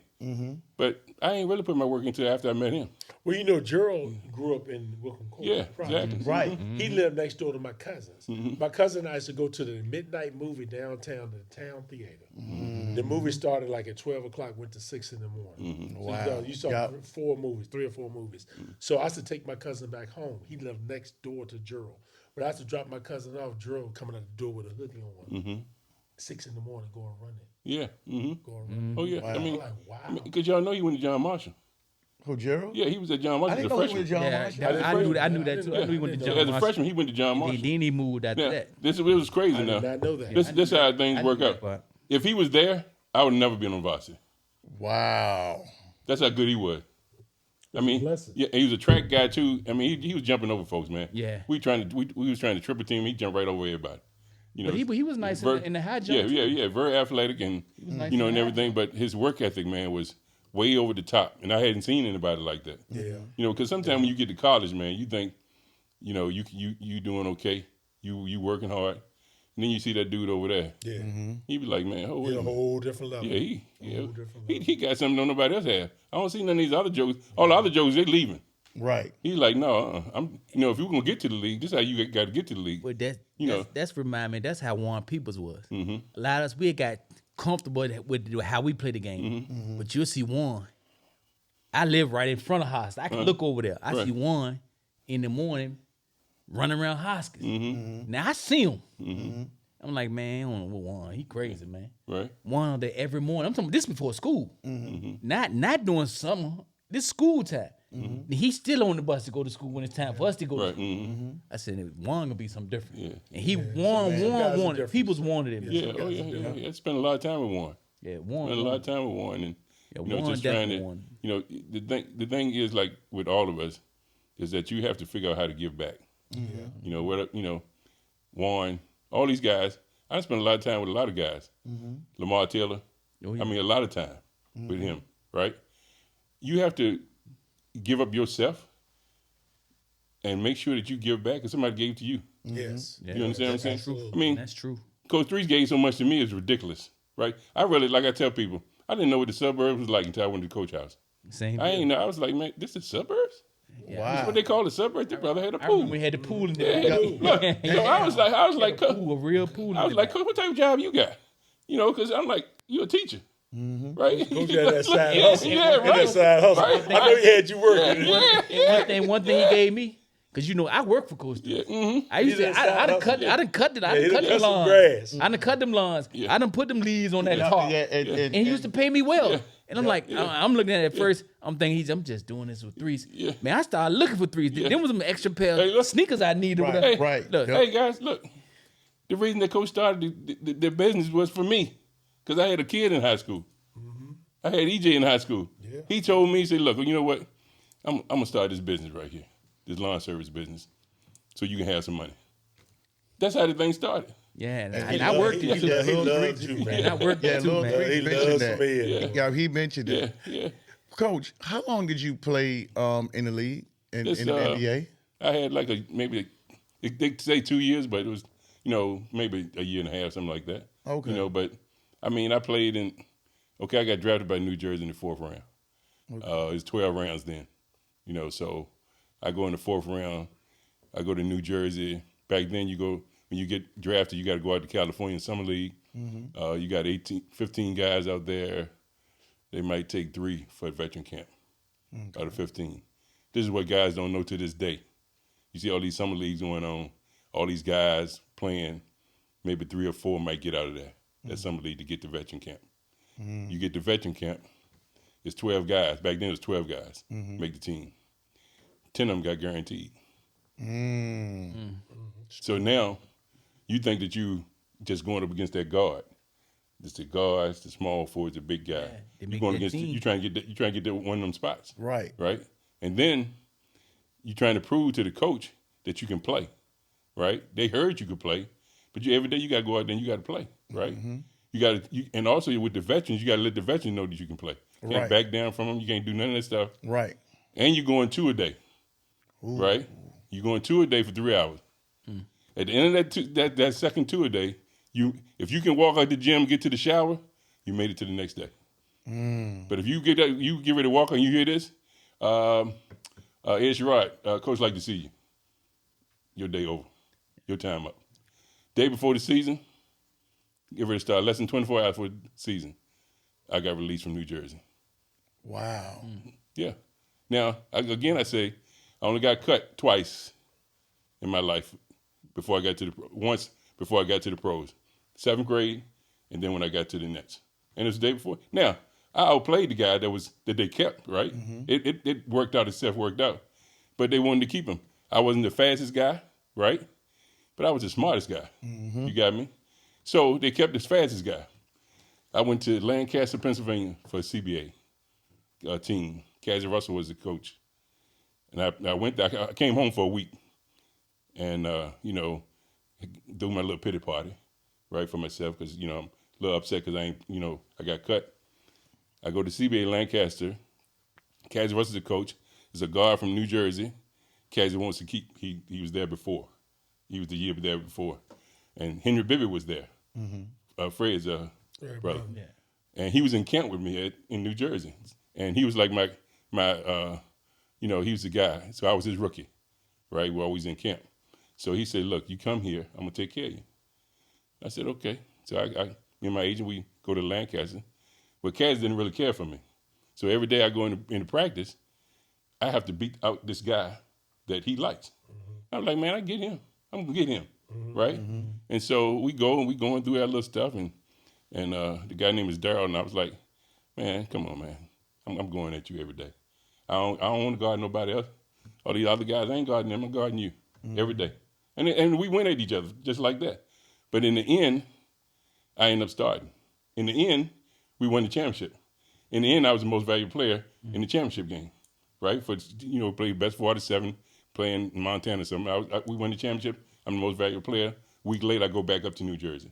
So the season, had about a month and a half left. Right after that, December come, I get traded to Knicks. And that's how I end up with the Knicks. And had to fight once I got to the Knicks. If I tell people this all the time, if Michael Ray Richardson would have stayed off drugs, I probably would have been in the league about 10 years. Really? Wow. Man. Because I would have been able to play behind him and learn. Right. You got me? Right. Because he was a 6'5" Magic Johnson. Oh, I know. Exactly. Because Michael Ray, when he got kicked out, banned from the NBA, he came. I was playing overseas, and he came overseas. He was. I met him in Israel. He was playing. What's the guy named Bobby? The big guy from played for McAdoo. Bobby Okay. McAdoo. He was on the team. Yeah. So he had just come there, and he just got banned. And he was a hell of a player. We have 2 a days. So we was out in like Monmouth, New Jersey. Talking about Michael Ray Richardson. Yeah. Okay. So he would, after the second practice, he'd go into New York, right? Which you really supposed to be going back to the hotel. He'd go into New York. Well, he can't make it back for the 9 o'clock practice, right? So every minute you late is $5. They charge you. They fine you $5, whatever. So Mike gets stuck. He can't get back. By the time he get to practice, we in the second hour, right? He comes in. This is how you know if he's on drugs, he won't on drugs. If he touched his toes and say, okay, let's go, and can't nobody in practice check him, he won't on drugs. But when he came in that baby and started throwing that ball all over the place, and you stealing the ball from him, he's on drugs, and nothing you can do about it. Him and Huey curse each other out almost every day on a daily. Wow. On a daily. Yeah, he's That's a bad Huey man. Brown. Yeah. Now, what people don't know is, Michael stuttered, right? So he had a stuttering problem. Hubert has a eye that wonders. So if you can imagine this, he's stuttering, Hubert eye moving, you don't know who Hubert talking to. And Michael cursing, and it don't even sound right, right? So you trying to keep a straight face. You can't keep a straight face until Hubert say, you out of here, right? And that's the Hubert Brown that we see on That's TV. The one you see right there. He fined you for everything. Yeah, and he got calm. he got fines for everything. Yeah, and he calm now. Of course, he's older, but the thing about Hubert is he's so knowledgeable of the game. Yeah, because you hear him on the NBA. Yeah, you can watch him, you can listen to him, and not even look at the game. Right. And you think you look at the game. Yeah, articulate it. That's how good he is. But the thing with Hubert is Hubert would curse you and don't even care about you, right? Act like he don't care about you, right? He cursed me out in front of like 25,000. He made me a half court because I didn't turn what's his name, Ricky. What was Ricky's last name? He played for Michigan, but he had a big afro. He's real fast. He played for Utah. And was it Ricky Stokes? No, not Ricky. No, man, I can't think of Ricky's last name. But anyhow, Ricky's so fast, right? So I didn't really want to get up on him because I knew I really ain't gonna be able to turn him. Mm-hmm. So back then you had to pick up 94. So I went up because coach wanted me to go up on him. I went up on him, and I turned him. I ain't see him again. He's on the Bobby sneakers. He was down at the other end pulling up at that foul line taking the jump. Wow. I was like, man, ain't no way this joke that fast, right? Mm-hmm. So Hubert calls a timeout. I'm coming across half. He meets me right as soon as I come. And he cursing me out. I'm like, Coach, do you see how fast this dude is? We don't have nobody on our team this fast. I'm saying, now what I'm going to do, Coach, I'm hearing you. What I'm going to do, I'm going to back up from this dude. Because that's the only way I'm going to check him tonight. Right. I can't get up on him. He's going to beat me every time. I know it, you know it. So why you want me to get up on him? You cursing me out and everything? And I said this to Coach. I said, Coach, look, this is where my Highland Park came into it. Oh. I said, Coach, look, if I was out in the street and you came up with this, what you saying right now, you going to get an A whooping up in this baby. But being that you the coach, right, and you saying these words, I'm going to take these words, I'm going to let the kid in this ear go out this ear. I'm going to catch what you say about basketball. But all that other stuff, you saying that to me, obviously you don't know where I'm at. Maybe because I'm light-skinned, you probably think I can't do nothing. Right. Say that light-skinned brother. Yeah. So I mean, the story goes, man, if Richardson, now make no mistake, when Bernard King came in, it was a whole different ball game. Because that brother, Bernard was a beast. I mean, he was trying to give people 100 in practice. We scrimmage, he's trying to get it. That's crazy. He's trying to get at you. So it was great playing against him and playing with him. But I do say if Mike Ray Richardson was around, I could have got many more years because I could have learned more about what was going on and everything. And and I had good veterans. I had Paul Westphal, Bill Cartwright. I had all these guys, and I started the first 41 games, right? Okay. And then they made a trade for Roy Sparrow, right? I remember Roy Sparrow. Right. So he was lightning. Yeah, but I used to kill him. He was playing for Atlanta. I used to kill him every time. So when they made the trade, I was like, why are they making that trade for him, right? Not only did they make the trade for him, they gave him a guaranteed 4-year contract. Wow. So I was like, okay. So this is how the business is. It may not be there now, but this is what they do. So they sit me for 13 games straight. Didn't say a word to me. Coach didn't say nothing to me. Only people that kept me going was the veterans that was there. I sit for 13. I played 41 straight now. Out of the 48 minutes, I was seeing 46. I sit for 13. When Roy came, I sit for 13 games straight. And I said to myself, and this can't be right. And Coach Hubert, he is talking to the press and saying he should be lucky here, right? Mm-hmm. Paul Westphal sitting right beside me. We're sitting right here. Paul Westphal, Ernie Grunfeld on this side, and they both say, don't say nothing. Just don't say nothing. Because it's going to come out the wrong way. Mm-hmm. Just don't say, because you're in New York, so the press looking for something. Right. Anything. So I ain't say nothing. And what I did, I just became a professional. I worked out every day after practice. So when he did call, I was ready to play. You ready. You got me. But if I would just sit there and sulk, I would have never been ready to play because that's what they was hoping I was going to do. Mm-hmm. You understand what I'm saying? And I go back to my background. I go back to Coach Threes. Coach Three said, always be ready. Always be ready. Always be ready. That was one of his things. Always be ready and always have your stuff. Well, Coach Threes didn't fly. Right. Mm-hmm. He didn't fly. So right. he called me. I was working in a car dealership like I do now, and he said, Wade, he said, Ronnie, come over, I want to talk to you. I said, what you want to talk about, Coach? He said, I got a team that's going to the Nationals. Mm-hmm. It was Kendrick, Warren. The Metro Gold. What's your goal? Right. And he said, I want you to go coach them. They got to go to Yakima, Seattle. Yep, I remember that I time. said, Coach, I remember I that. don't know the plays. He said, don't worry about it. I'm going to send little Frank with you. He know all the plays. I remember that said, play. okay. Yakima. So I didn't know anything about AAU. Not a thing. Okay. Yep. Just So Metro we Bowl. fly to Yakima, to Seattle, Washington. Then we got to take a van. Yeah, 'cause and right outside of there, Yeah, right drive outside 2 of there. hours to Yakima. So I got all my suits G'd up. We get to the game. I got a suit on. All the coaches got shorts on. So they calling me Pat Riley because I don't know. I'm dressed. So I said, well, who the starters? So Lil Frank said, Kenny Harris, Yeah. Roger Wheeler. He tell me it's also And they got a Dang. squad. Yeah, so we put him in. At home, I got a At picture of that. Pittsburgh. At home, I got that exact Do picture. you really? That one you had one I sent me, sent to sent you, you. yeah. So we're the second team because Boo Williams got the first team. We sent 2 teams from Virginia. Because He's got- J.R. Reed played for that team you Yeah, talking about. yeah. I remember that. So he got all those guys. He got Stiff. He's got Lynch. He's got the A1. I got the tier 2 guys. Okay. So we go to Yakima. We go to the game and we start the guys. I said, look, guys, I don't know y'all. JoJo Chambers. Chambers, yeah. Man, I got a Green. squad. I got a squad. I remember that. So I was team. like, look, this is how I'm gonna work it. Whoever played it best, that's who gonna start the next game. Right. I don't give a damn if it's 3, 4, 5 guards. Yeah. Whoever played the best gonna play. Right. So all the guys like, okay. So they bought in. Right. So they went out. They played hard every night. So we playing. We getting it done. Boo Williams' team lose first round. They gone. So we win. We win the next game. Okay. So I go to the bathroom and I got coach from Rick Pitino, and Jim Valvano. I'm in there in the stall taking care of my business. They right beside me. Hey, coach, how you doing? I still don't figure out they following me because they see Kendrick now. Kendrick Right. done. Then Kendrick was an animal. Then. So I told you the we best go I from played against. we go from team number 30 something to team number 20 something to team number 15. We beating people. So we get to the game. We playing a team out of Wilmington, North Carolina. They got a guy. He's 6'9", throw baby hooks. He signed with North Carolina State. He is the man. They said y'all can't beat this team.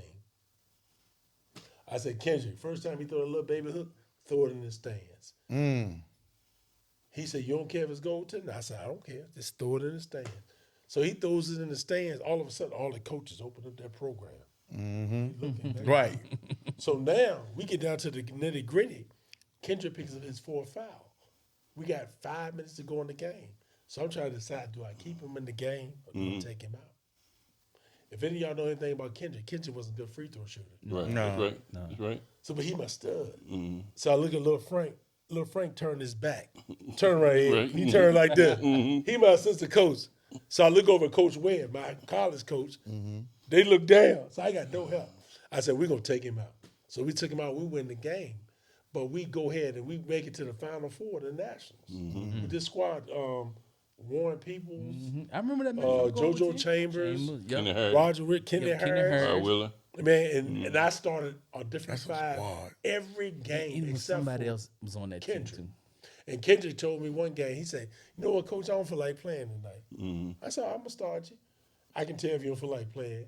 If you're a baller, you get on the court, what's going to happen? too. You can You ball. can get it That's done. just how it go. Yeah. I put him on the court. You can he be sick and ball. Yeah. I said, all right. I said, well, I'm going to put you out there. I'll see you in a minute. When he started blocking shots doing this thing, you said, yeah, you- Kendrick was talking trash. Right. Joey the best guy I ever played against, so I know how he get. He And see, bad and we dude. played, and then CP before it was AAU. We played in the youth games. Right. Mm-hmm. We went to UAB. Yeah. Mm-hmm. And we played in that joint, man. We played against all the big time kids, back then. Kenny Anderson and all that.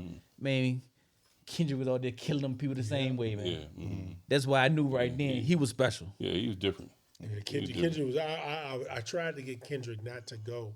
No disrespect Yeah, to VCU. Right. I tried everything I could. I thought he was going to Louisville, to be honest. Well, the reason I tried because I needed Kendrick to get away because you know, you from the area, from the street, Right. north side, Jackson, whatever. Right. You Right. got too many people in your ear. Yeah, right. You need to have your coach in your ear. Right. Right. And Not he your from mama, Jackson not your Ward, You know how dad. that goes, Jackson. No. Ward. Your coach need to be in your ear. And he had too many people in his ear. I thought. Yeah, ain't no I- question. But that's Ain't- a ain't- true assessment. Yeah, ain't no question about that. Yeah. That's, So I tried to get him. I tried to get him to go yeah, away. yeah. If Kendrick would have went away, or just had some people around him, Right people in his ear. He's he a, respect. he's a pro. That he respect. that would have made him work. Yeah, he's a pro. That would have made him work Yeah, on his game. Yeah, he's a pro. He just need to learn how to make the free throws, and he need a little dribble around, to get free. He just need. I think if he had gotten away, like Ed said, if he had gotten away, I think those things would have been accomplished. But being here, you got too many people saying, "Why are you not doing this?" Yeah, Why you don't need to do that, It's man. Or too much. tell him he the It's too greatest. much. It's too much. I mean, When they just tell him you don't have to work on it, just keep doing what yeah, you're doing. Yeah, his natural talent, Right. because he just had natural talent, Yes, he did. and that was good enough to get him by. Well, you know, the reason I didn't go to VCU was because I just wanted to get away. Even though I know I did what I did here, and it was a great accomplishment, I enjoyed it, but I just wanted to go away and have a chance to just grow from underneath parents, friends, all that stuff. Right. And I think it makes you grow. It definitely does. matures you. And if you really got it in you, you're gonna expand. Right. And so, and I preached that to Jason when he left. I said, man, I know VCU is recruiting you hard. Whatever. Coach Rose is a great guy. Love Coach Rose. I do all the security down there, but who's gonna love you? Who's gonna love you? I said, if you get hurt, Right. do you want to be at that school? Right. That's right. And we didn't know at that means a lot, time it was yeah. gonna happen. Right. And I mean, the guys today always tell them the same thing. And of course, I coach girls and everything. I said, like, when you choosing a school, first of all, make sure that coach coming to see you, the head coach, not the assistant. He can come, but it's the head coach. And then make sure they got a plan for you. You see. And that goes back to when you was talking about with Sydney. Yeah, right. Yeah, yeah. Sydney And was the same, up here. and the same thing with Nick. Like I told Nick, I mean, it didn't matter that he went to Richmond. I just felt like coach didn't have a plan for him. You got me? He had a plan for Buck. but he didn't have a plan because he never came to see Nick. Right. He had the assistant come see Nick. Right. He was over there seeing Buck. Basically, Yeah, Right. yeah, And right. so every time, And so- the one yeah. time I saw him, he came to see Buck, but Nick, they was planning Yeah, to right, have planning their to- plan, but it right. seemed like he was coming to see both. Yeah, of them. right. But the thing, like I told him, I said, because when you got a guy that can shoot, you got to have a plan for him. And the guy got to want to know that you got a plan for him, right? Like, okay, coach, okay, you know what I can do, so let's get it going, right? He never had a plan for him, so he had Nick. Now the thing about Nick is that he could play 2, 3, 4 on the team. Jason 2, 3, 4. 1, 2, 3, 4. You know what I'm saying? Because they've been taught that way. You got me? And the people know that. Right. His coach, Jason's coach, know that. Nick coach know that. Right. I can play this guy anywhere because his IQ is gonna get him over. He gonna do the job. Yep. You understand what I'm saying? And so I always tell people, man, that head coach need to have a plan. So when they come in the house or whatever they do now, and they come in, the first thing you ask coach, what's your plan? What you got a plan? Where you see me? See, because if they don't see you, the head coach don't see you. He the one control the time. yes. So if he don't see you, you ain't got no, you're in trouble. So so I'm gonna let you get on to the thing. Let's get the roll. Yeah. We saw it, man. We Oh did. no, y'all talking. I look at the time. I said it's an hour 30. Yeah. We like, okay, so I've already lost. So again, yeah, I'm already in the hole now. Yeah. So that's all right. But this is what people need to know because you never know what it is. So I didn't sit back and listen. So at this point, I just let it flow. Yeah. So I don't get into that. But I know what people want to know because again, we talked about this all the time. Let's go back to Kimmy real quick, and then we'll dive into this one. Hopefully, we'll get in half an hour. It's during Kimmy's time. Do y'all think Kimmy was the best player around during that time? Because it's a consensus. See, I played against him. Right. And and not to be like I know everything, but a lot of guys that you bring on that want to be on, that you talk to all they talk all this about themselves, they couldn't do nothing with Kimmy, man. I mean, can't do nothing with Milton or Kimmy. That's why I put them two against each other. Right. Now, I don't care who you name, put them against them two. What you got? Let's just be real. Because you talking about my big man, and then you talking about Kendrick, who did that against my big guy, and they going back and forth. They giving each other 30, 11 rebounds. Couldn't nobody do that against either or. So you tell me who the best. Yeah. Now team wise, Right. you know, and I know y'all love him. Y'all talking about Kenny Harris, this and that. Right. Kenny was an animal. Right. Yeah, I'm Kenny- not taking nothing from Right. Kenny. But he was easy to check for me. And and look, I'm not beating my horn. I got all the hard jobs. When you talking about Tick, I'm talking about all the big time point guards. I had to check them guys. You know what I'm saying? And Tick and the guy, I can't think of the guy's name. He was from Petersburg. And he played with Kenny Harris. And he was the man. Okay. Used to give us numbers. And I can't think of his name. And I'm Ray and I don't know. Three to come out there and tell us like this. We don't care what Kenny Harris do. It's this guy right here. And it's crazy. I should be hitting the face for not knowing the guy's name. Because he was like that. And he can throw a baseball 100 miles an hour. Because he came from Prince George. And he transferred. But other than that, man, won't nobody like Milton or Kimmy, man. Trust me. What y'all think, y'all two? Well, Between Milton and Kimmy, because I guess they will be the top of the list. Well, let me do this in all fairness, because we know we might get a phone call. Between Warren, Kendrick, and Kimmy, since that was a debate. What you mean Warren, though? I'm just, that was a debate. That ain't me. I'm just saying. No, only reason I'm saying about Warren. That was just the No, I'm debate. just saying. He put himself in there, right? I'm just what I'm saying. No, I'm just saying, but that's what he said. Listen, Warren was a great player. Right. Don't but get me wrong. He threw himself in the name. And one time, my best friend. So I'm not going on Okay. what you out of me. right, Okay. right. But when you talking about basketball doing my era, you either talking about Kim or you talking about Milton Bell. I agree. Nothing else left. Okay. So, okay. And you got guys outside, like you got the Rod Willers and all that. Right. Them guys was super. Right. I'm not in nowhere in their class. Okay. I'm keeping it real, but to see them guys, and I done seen them all play, and them played against all of them you can name. Man, that Milton, I'm telling you, that Milton and Kimmy, man, is something different, man. Trust me. Okay. Y'all agree or disagree? I mean, Yeah, I think that them two. I mean, when you measure them from where they started from, and they was killing when they was freshmen. I mean, they was on the map when they was freshmen, and they was getting numbers. You know, I mean, as a freshman, if you get 10, you're happy. And you start and you're happy. But when you getting 25, 30, and then people outside of the state are talking. People out, Metro as a freshman. people outside the state talking about you, right? I didn't even see them. I was out of the state, and I heard about them and how good. Now I heard. Of course, I knew Milton, right? But when they start comparing them two, man, you can take either one of them. You know, either one of them. They had that something that everybody just don't have. That's exactly what I'm saying. That's That's what I'm saying, Coach. You know, now I say this I would say this to Milton and to Kendrick. If they had worked harder, yeah. if they would just somebody got around them that could tell them the truth, and won't try to be around them because they got some talent. let's get some talent. Man, they could have wrote that ticket, man, to anywhere, man. It's just, you know, it's like when you playing basketball, you're a legend around here, right? But when people talk about you as a player and that you maximize your talent, you maximize everything that you could because of your work ethic, right? Now, I don't know what they did because I wasn't with them, but I can tell you this story right here. This is a guy named Bernard Hopkins that played for VCU. I remember now. Right. 96. Yeah, he's from out of D.C. up in that area. Yeah. So I'm working at Virginia Home for Boys and Girls, and I'm working people out at that time. And stuff like that.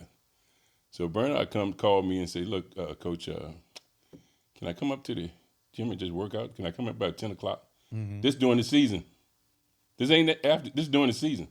He said, I'm not getting a lot of reps. We ain't doing. We got team stuff. Can I come up at like 10 o'clock? I said, "Man, come on up here.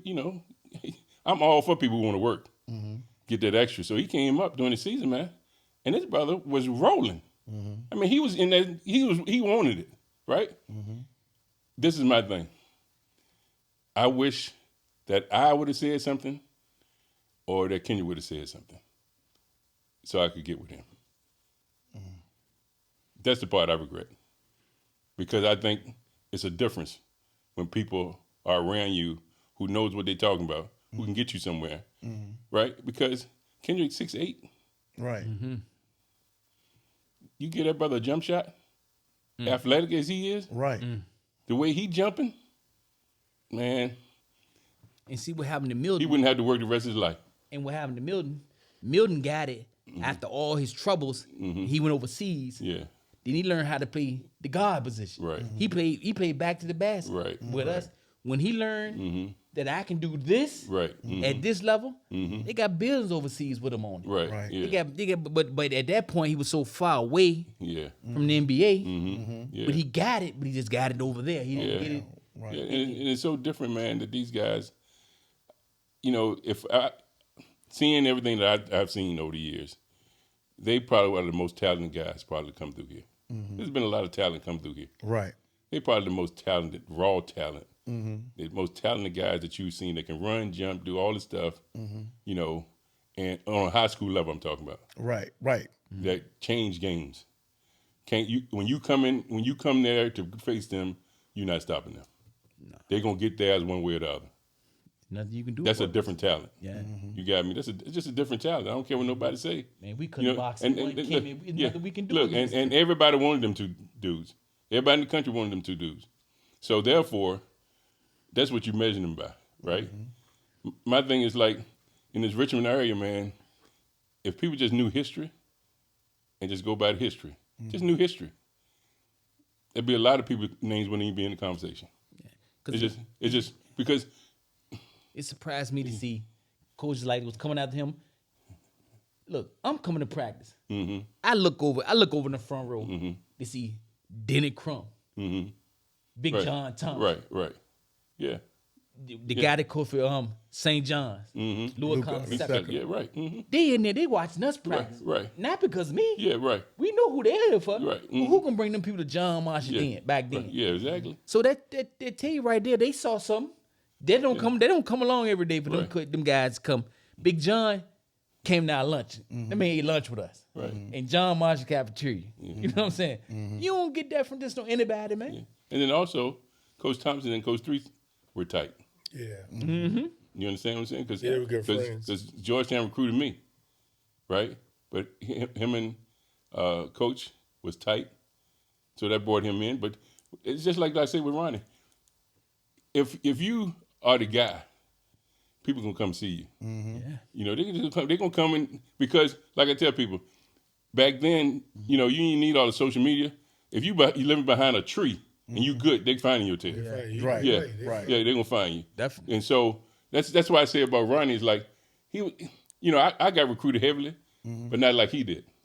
First of all, he like 5-6 inches taller than me, and he can play. So to me, I'm like, man, we talking about another dude, man, who can play, right? He come out of John Marsh, he come from the Richmond area. Anybody that come out of the Richmond area that got the game, Ed Sherrod is for them, man. Because look, hey, man, this thing is so deep that we talk about who's the best, who can do this. Man, this is what you do with that talent. And then you maximize that talent and do the best you can with it, right? Because when as you go down, because everybody don't see everybody. Generations don't see everybody. Right. You know what I'm saying? So, miss out. it'd be people that done seen me.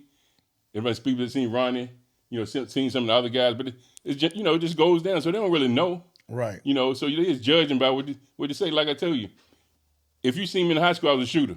Right. You see me at VCU, people be like, oh yeah, he a point guard. Right. Right? They don't know I was a guy shooting the basketball. That's the way, so, and then when I see stuff like, people be like naming the best players that come out of John Marshall High School, man, they better shut up. And see, and now that leads me you took me right into where I wanted to go, because we're talking about this year's team, which they're undefeated. Some polls they was ranked number 1 in the country. They number 1 now. And some other polls they ranked 15. It all depends. Have any of y'all? I know if you've seen them. Have any of y'all seen this year's team? Yes. Okay. Matter of fact, my son has ref the last 2 games. What do y'all St. Chris think? in the other game. What do y'all think about this team in comparison? Because, I know I talked your 88 team, your 83 team, your team coach. I know Keechwan, he talks about his 97 team. What do y'all think this team stacks up? I mean, I know there's a lot of things. We know they're not from North Side, so let's just I'm put that gonna just say for us, and I'm not taking nothing from these guys. They can play, get me wrong, but I'm just looking at the matchup wise. Man, it's nowhere in the world, nobody on that floor, and you can't tell me. I bet all the money I got in my life, none of them can do anything with Milton Bell and Reggie Jones, man. And we're not even talking about the look. We're not even talking about look. And know who was the killer for us? And people didn't know. Killer Miller, Maurice Miller. Yeah. At 6'4" can do it all. We're locked in anybody. Right. No, what you gonna do with that? Then you got Ray coming off the bench. Then we ain't even talking about Warren Peoples yet. You know what I'm saying? because this is a pretty big team, But I just want people to hear this because they You gotta realize, I was the smallest guy on the floor. Okay. At 6 feet, right? Which ain't really that much. But then when you go back and you got 6'9", 6'7", 6'8" on your back line, and they ain't talking about no skinny boys. Ain't nothing. You look at Big Red, Milton, and oh boy, come on, man. I'm talking about. Then we got guys coming off the bench that can play like that too. That's all I'm saying. So I always say is what's in here. right, and then we Harlem, we dogs him, yeah. we dogs to and, end. and see, that's what Tutu was saying. Ray's son, he said, this is what I see. Yeah, Because he felt like his team with him and Willie and them can beat this Right. team. Yeah, it's just what's up in here, man. I mean, like, I'm taking Ronnie Wade. I don't know what to tell you, because I know when that ball go up until that baby in, he gonna play the same way the whole time. And I know that's how our team was. Yeah. We were dogs. Yeah. When So for me, like you look at everything, and I mean, at this time, man, I'm all for John Marshall. Right. I'm all for Yeah, what I they're love doing. it. I Right, and that's what I said. I'm all for what they're doing, man. Right. They beating up on folks. Sometimes I think they need to take it down a notch. Because it always Shout out to those guys, because man. it always come. I It say always, kill 'em. it always come back on you. Right. At some point. Some point it's gonna come back on you. But the thing is that, you just can't measure generation to generation. Right. You can't. can't. Because You can't. what you're doing now, a lot of us. Well, I didn't have a 3-point ball, so you can't even measure that. Right. You know what I'm saying? And then you had to get the 3-point play the old-fashioned way. Right. You know, where you get fouled, you go to the line, you get both. You know what I'm saying? So, but at the same time, what I measure people by when I look at people, when I look at basketball players, I just see how hard they're playing, and what type of heart they got. And so, because I know that this dude right here, if he playing against any one of them guys, they're going to have to call the mama. Come on now. Yeah, they're going to have to call the mama. They're going to have to call the mama Well, now. he was special, man. Ain't no Because, question about that. because something going to hit them. They ain't been hit like that. Something going to hit them jokers. They're going to be like, oh, wait a minute. Wait. Because he's a physical dude. Right. You understand what I'm saying? I don't, when you start talking about people. Play too. I'm not just physical to be physical. I'm talking about actually play the same right, way they play. Yeah, right. They ain't gonna bring this with it. Yeah, right. And then, you add Milton, who jumping in past the top of the square somewhere. Right. Yeah. Just ridiculous craziness. But if you ain't never seen that, you don't know. And that's what and I'm so telling that's why the people that's now, they seeing this. They seeing this and they keep talking about, oh man, it's the greatest John Marshall team. And for with that, what you want to say? And I hate to keep jumping on this. You talking about Maurice Miller? This man played professional football, man. So you know how tough he was. Right. This man is a Wake Forest All-American. This man made I'm an All-American at Wake Forest playing football, man. Played professional football. And he was our 3. Yeah. It's a little different. When I say it's a little different than the way he go about it, the tackle of this game, man. This man is a little different. You're not gonna put a kid that ain't never been through what Racy been through, Dan, they own them, man. And Ronnie, I know Ronnie, you mentioned earlier. You said your team was 12. You said you saw them, it was like 7 deep, right?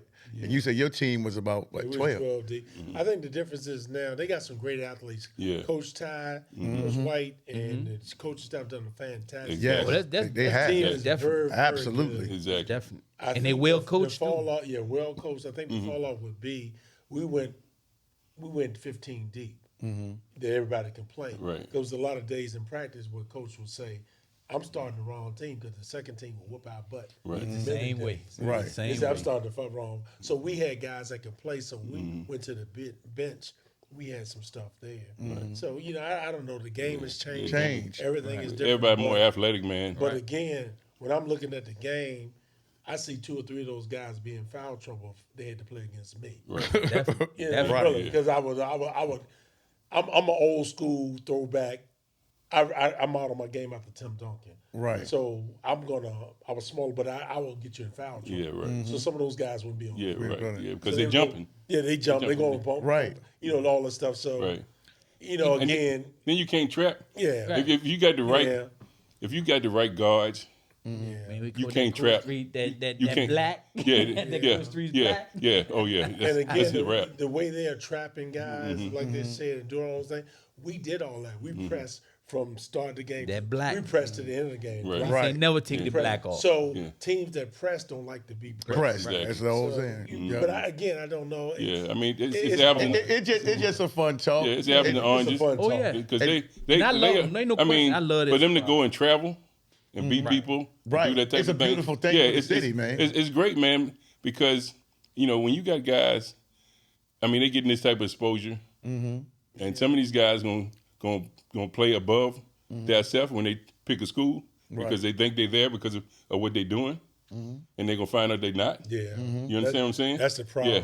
So, but for them to be doing what they're doing and packing the house. Right. I mean, and that's why I said for you guys, I know it's. Then another thing, we had 800 some students, man. We only played triple, level Division III basketball. We didn't play. We had to play against the Patrick Henry Roanoke's. We ain't play. We ain't Y'all play. had 800 students. We had 1,400. Yeah, 800. Yeah, so we Right. had 1,400. So again, you're right. I know what you're saying. Right. So they're playing. They did level. They two. They're in 2A, but everybody's So moving we out the played- city now, We right? played the top of the. Every night we played a team that had 2 or 3 D1 players. Yeah. Right. Yeah. Every night. Every night, right. Every night. Yeah. Right. Look who we. And we had legendary coaches who stayed there Right. for I mean, 20, 30 Patrick years. Henry Roanoke. If I was a coach in this area as a men's coach, I mean, I wouldn't like what they're doing, but I'm not a coach, so they doing what they're doing. But if I was a coach, I can understand why coaches are mad because they know the deal. Right. But at the same time, if you're a coach, you just got to get better. Right. Yeah. You just got to get better as a coach. You got to play their game. Yeah, you got to do what they do. Yeah, you gotta play you their got to figure game. it out. But at the same time, man, he got some talent on that floor from 1 to 7. Yeah. That's gonna cause some problem for a lot of people. Oh, Yeah, definitely. That's no absolutely. question. One Absolutely. to 7, they Yeah, deep. That's why I feel they may get in trouble if they ran against.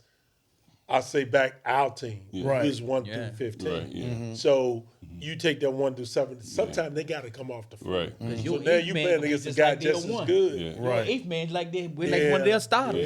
Yeah. So I had guys in practice would throw my stuff in the stands. I was like, wow. And I thought I was the guy. Yeah. And Coach Kelly like, man, I might have started him tomorrow. Right. He put a bad game with you. Yeah. See, and I was going to ask you to coach that 97 team that you coached. That was one of the best teams that ran definitely. here. Without a How do doubt. you feel that 97 team can stack up against that team?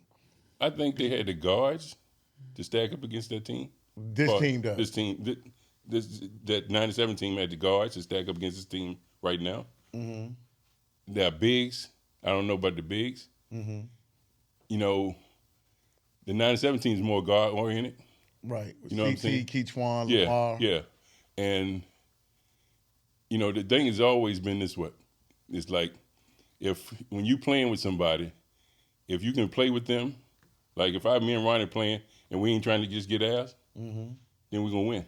But the minute that we decide, I ain't throwing it to you, you ain't going to throw it to me, That's when you lose. Okay. Let's talk about that part. I knew you was bring You that know, up. 'cause I knew he that was set it coming. up, right? I knew it was coming. You know it was coming.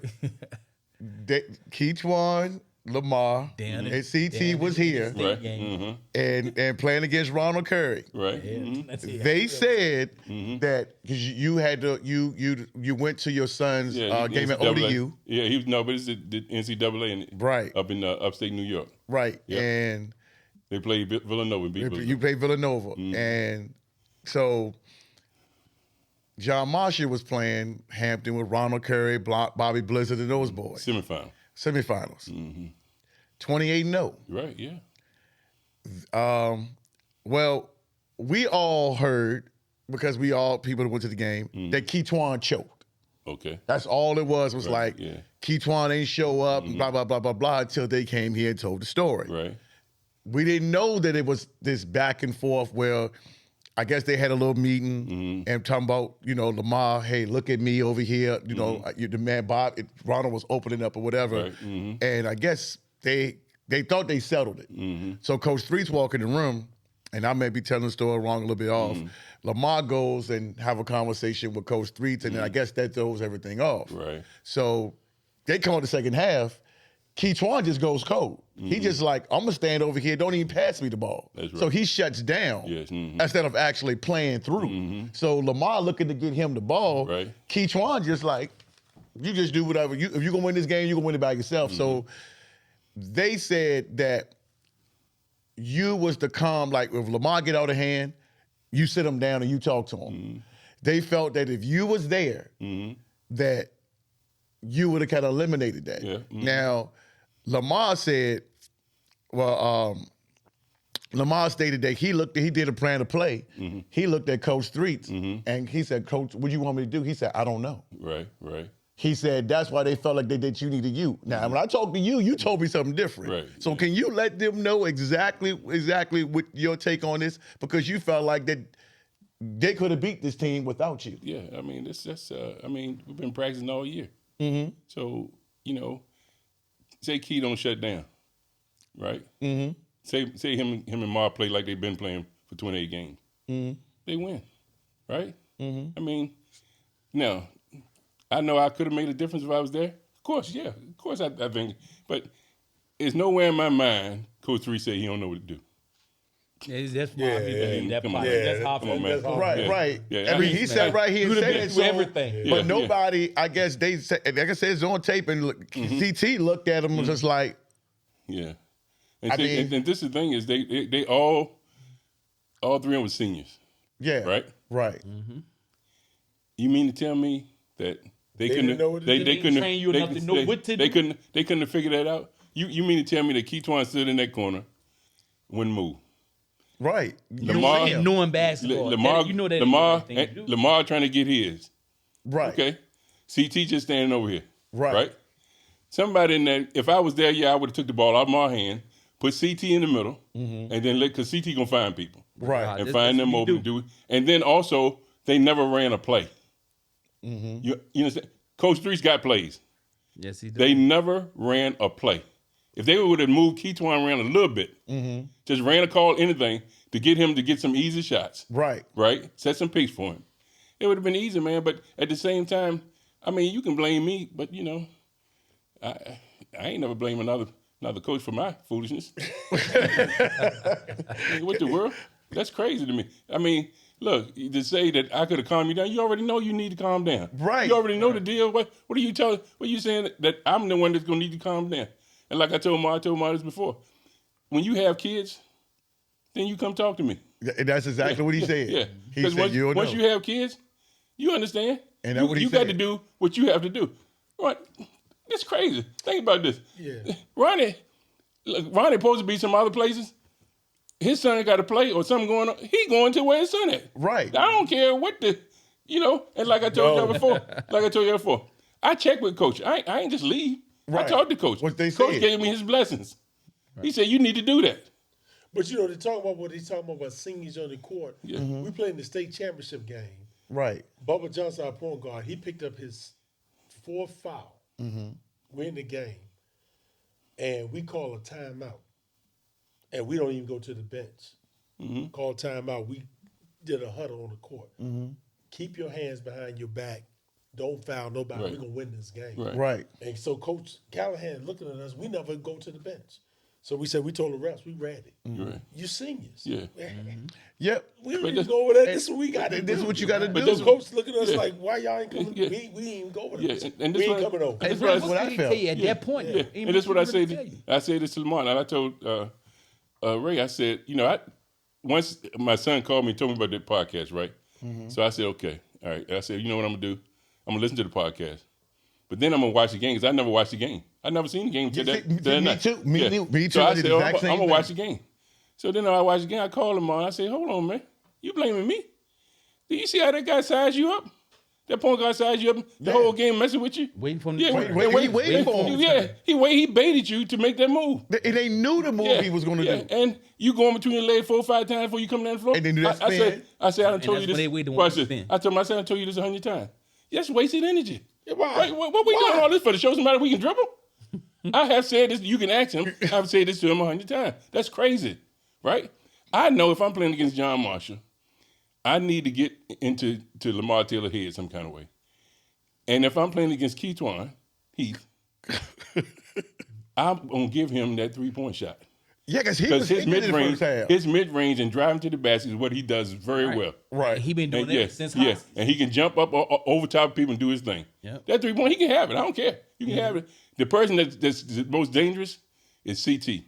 Okay. Because first of all, CT gonna do exactly what you tell him to do. Yeah, He can smart set with the everybody ball. up. Smart with And the he gonna ball. set the table because he ain't really looking for his. He can get his, but he ain't really. He know that he's playing with 2 alpha dogs, Mar and Key. So if you playing with them 2 guys, you got to keep them happy. But at the same time, like I told Mar, why ain't you just drive the ball down the middle of the floor, let them pick you up and drop it to them big dudes? Let Right. him get it. Yeah. Yeah, because if the game would have been easy, And I then told him the in exact same return, thing. Key would have started getting back into the game. Right. Because he see that you passing the ball, And he get a doing chance to something. test it in the way he's supposed to get it at. Yeah, right. Now, could I, if I'd been there, would I say that? Yeah, of course. Yeah, Right. of course. But as seniors, You should already know this. 28 games in, You should already know 28 this. games in. Right. Come on, man, stop. And that was my thing. I said, Lamar, and I just asked him, I said, why did you do this? And he turned around and he didn't say nothing the first time. Mm-hmm. Then I asked him again. I said, Lamar, why? He said, because I was trying to be something I won't, trying to be a tough guy. Yeah, trying to be the guy. And he said, Been there for man. yeah, and he manned up and said it. And then he said,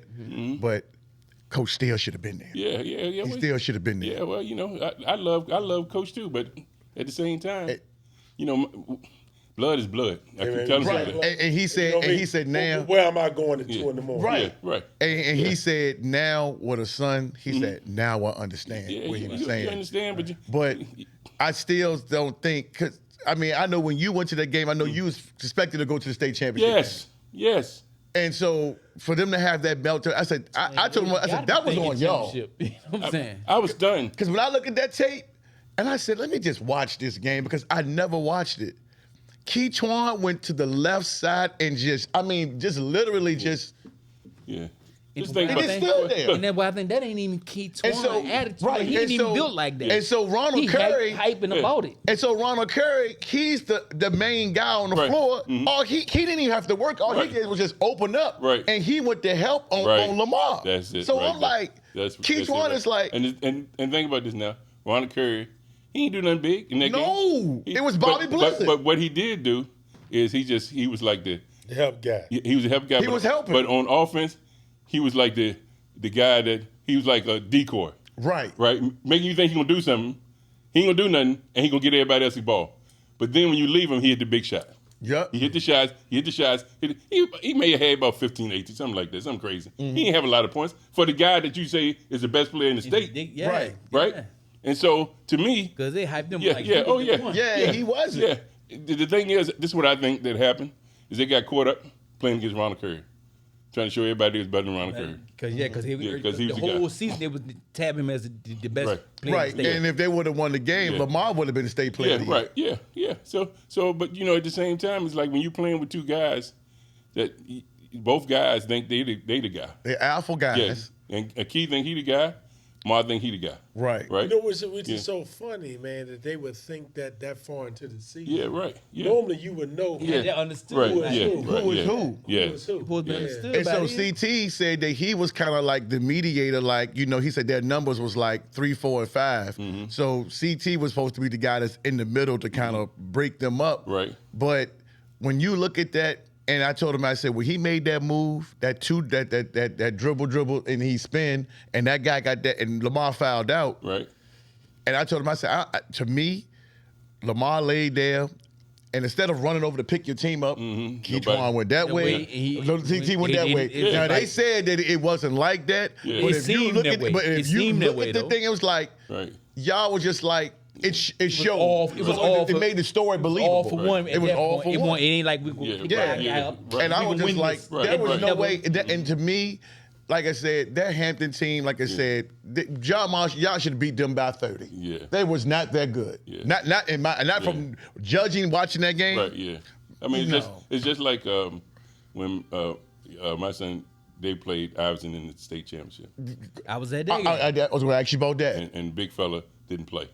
His dad Shandor, took him right? off. Can you please His dad- tell them this? His dad took him off the Shandor. team. Shandor took If Shandor. Shandor played in that game, Shandor what would played the happen? rap. It's a Man, rap. Shandor get It's a- 20 So rebounds, for the people- 10 points, 20 rebounds easy. Yeah. So for the people who think, I kept telling them, I said, if Shandor plays in that game against Iverson and Rutland, It's a wrap. who wins the game? Yeah, it was a rap. John Marsh went And then easy. remember, Thank you. Another thing, I've been saying that. They definitely couldn't drive the ball against Right, exactly. Right. Because Right. Shandor was Yeah. averaging about 8 blocks Right, a game. right. And Shandor was dominant on the block, and when rebound everything. And when you look at the games that Iverson and they lost to Joe Smith and them. They Right. couldn't play against bigs Right. like that. And Shandor, I say, I'm trying to tell y'all, Plus that dude was dunking everything. yes, Anything to Yeah, come yeah. off. And he run Yes. like a deer. Yeah. Yeah. He run like a deer. Because This- what's the name thing- gave him numbers? The boy from Hopewell, Pelham. Yeah, right. Right. Pelham, he gave him people, he gave Right. Iverson Yeah, work right, at yeah. the ass son. So that's why I try to tell these younger John yeah. Marshall teams, Yeah. go back and know your history, Yeah. because these teams were, to Yeah. me, in my eyes, better than the ones If you that go- now. EJ go 38 and 17, right, in that game. You have Shandor there, all right? You put Shandor in that group. First of all, he blocking shots. Right. Ain't nobody gonna be come driving up in there like they crazy. No. And then also, he gonna play some D, and he gonna get some scores. And when they press and go into black, he's at the back of that He baby. the back end, Right. he the back line. And he's picking off everything because he's athletic. Right. Shandor You know? don't care. Yeah, Right. But the thing about but with anything, hey, that's the way it works. That's the cards you dealt. Right. Gotta do it. That's definitely how it And goes. like, look, we in this game.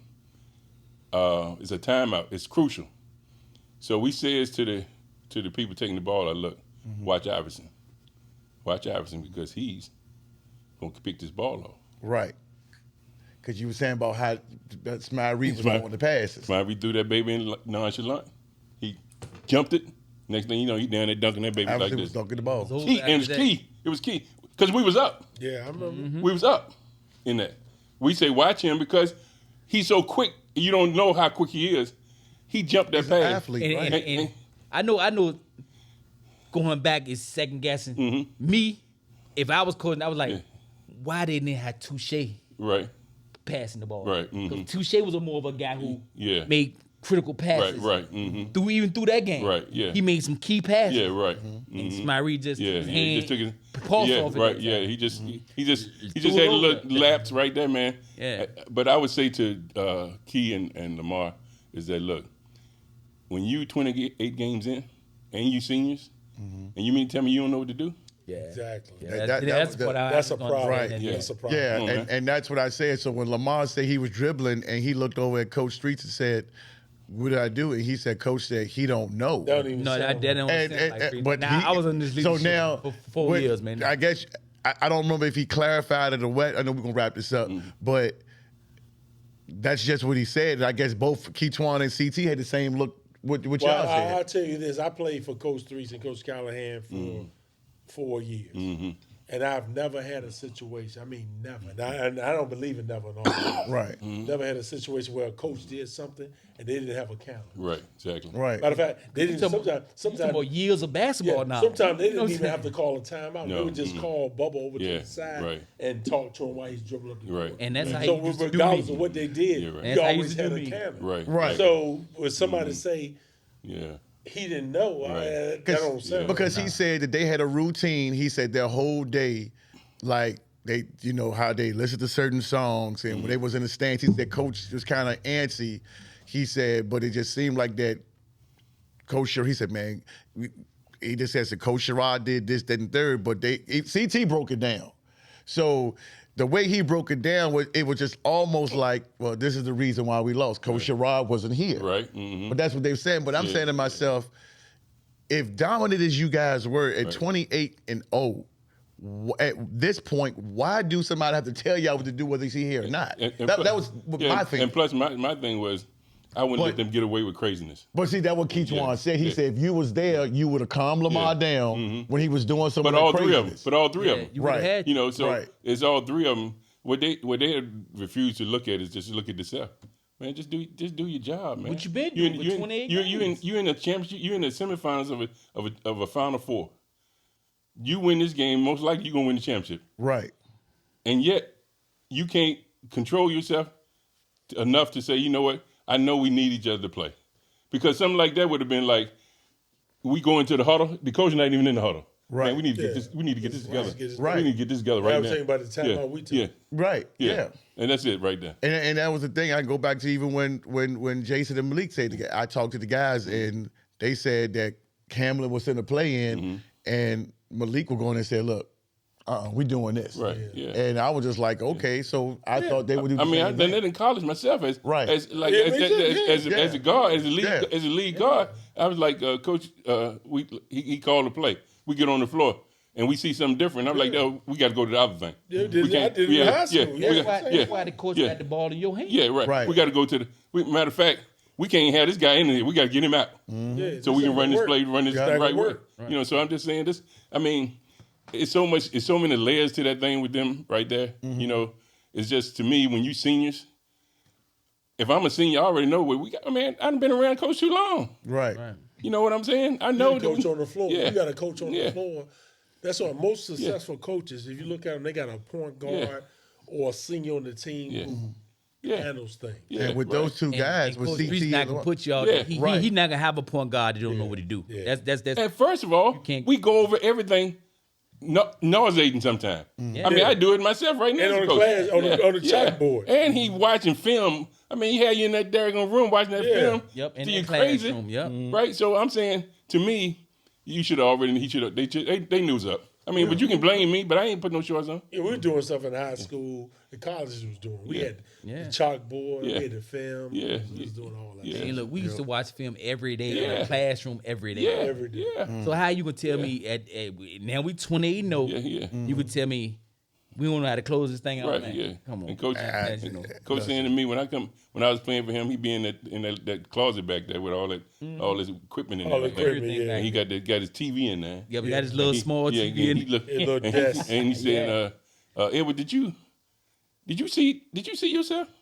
I said, Coach, I just walked in here. Look at this right here. We need to stop this. This is where we're gonna run next time. And They think can't about stop it, it. he would call you out. Yeah, even yes. Even though you were the star. Yes. He called I mean, He didn't care about this. in a called you out. man, in a heartbeat. I done So seen to Paul me, building everybody out. to me, man, I done been in so many situations with Coach where I tried to prove a point and Coach like cursed me out. I was up in DC and we playing against a team in DC and we one of the guys on my team, he said, he thought he was the guy. So I was like, okay, well you shoot it then, first half. So, we down 16 at halftime. Coach come in the room. So I'm thinking Coach gonna jump into these jokers. Right. Them you. Me, curse me out. Right. And I said, okay, Coach. And I ain't had no points at that time. Right. I finished with 40. We coming, Ray. We about to wrap it up. All right. So I'm just saying, them three jokers know how to take over. All they had to do is do their job. That's right. Yeah, they seniors, man. Now, if you're a freshman or sophomore, you might need Coach Sherrod. Right. But when you're a senior, because you already needed you. So if you say you need me, you already knew the deal. that was me. But I told them that when I called I talked to Keetwan and Lamar. I said, hey, you know, Coach Sherrod coming on, so you know I'm gonna ask him. So Right. he gonna have a response to what y'all said. So this is what I wanted to get to. So they gonna see this. Yeah. So I mean, love him to death. And Yeah. they was But- great players. yeah, don't get me yeah, wrong. And yeah. it's not a knock on Yeah. the way. Yeah, but- at that point, we just knowing as guys who played, been in the system, know from front to back. You don't need a coach to tell you nothing at that point, man. And then I'm never going in the championship time. I'm never going to be like, okay, I ain't doing nothing. I'm gonna stand over here. You gonna do you. I'm never gonna do that as a player. As a baller, I can't do that's that. a no. yeah, That's a no. that was different. Yeah, that's a So, no. But You know where I can see Bubba Johnson doing that foolishness. No way I can see Bubba Johnson doing that foolishness. And as hard as he bounced that baby, I can't see him. Pow. I can't see him doing that. What he's doing is he's like Gary Payton, Bubba Johnson. You get over there, you over there, and that ball bouncing like you over there. Okay, we ready? Boom. That's what he did. I can't. That's what I'm saying. I can't see Lamar not saying to himself, "This guy on my right hand. right. He's on my right hand, and I can handle the ball because I keep doing okay. Just go to your left, man. If you want to get back to your right, go to your left. See him cut it off and go back to your right. Go back to Right. the strong. Yeah. I mean that's education 101. There's that point guard stuff. I don't know about all Yeah, that. you know, I just give me the wanted. damn ball. I don't know. Larry, I don't know about it. No, I don't know about It's it. just like Give me this. the damn ball. He rolling, right? He done got some rebounds. You know, he done blocked a couple shots. And I see and he rolling. I'm going to go over there. I'm going to clear that side out.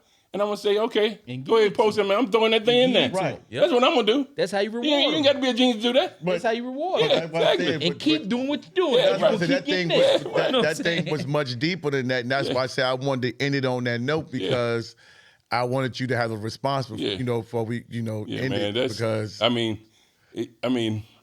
I'll do it again. I'll leave again. hey, Lamar, CT, Yeah. Keetwan, y'all love y'all, yeah. man, but y'all have just heard it. Yeah, for my son. For my son. Look. Come on, man. Stop it. So and they had no problem with that, Yeah, but I just like I think told that him, they was if I was a just head the coach, routine. it'd been different. But I want the head coach. Coach Three's the head coach. I talked to him because first of all, I love my coach to death.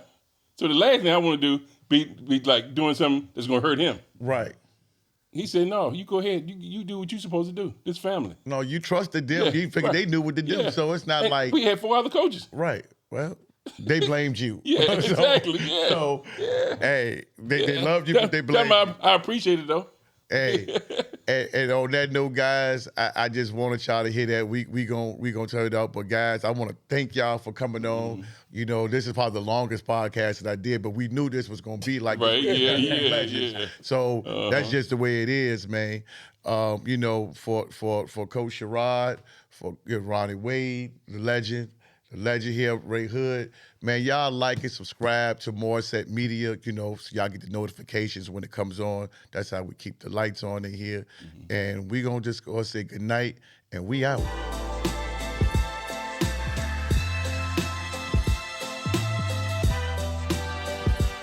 I appreciate y'all watching the episode again today, y'all.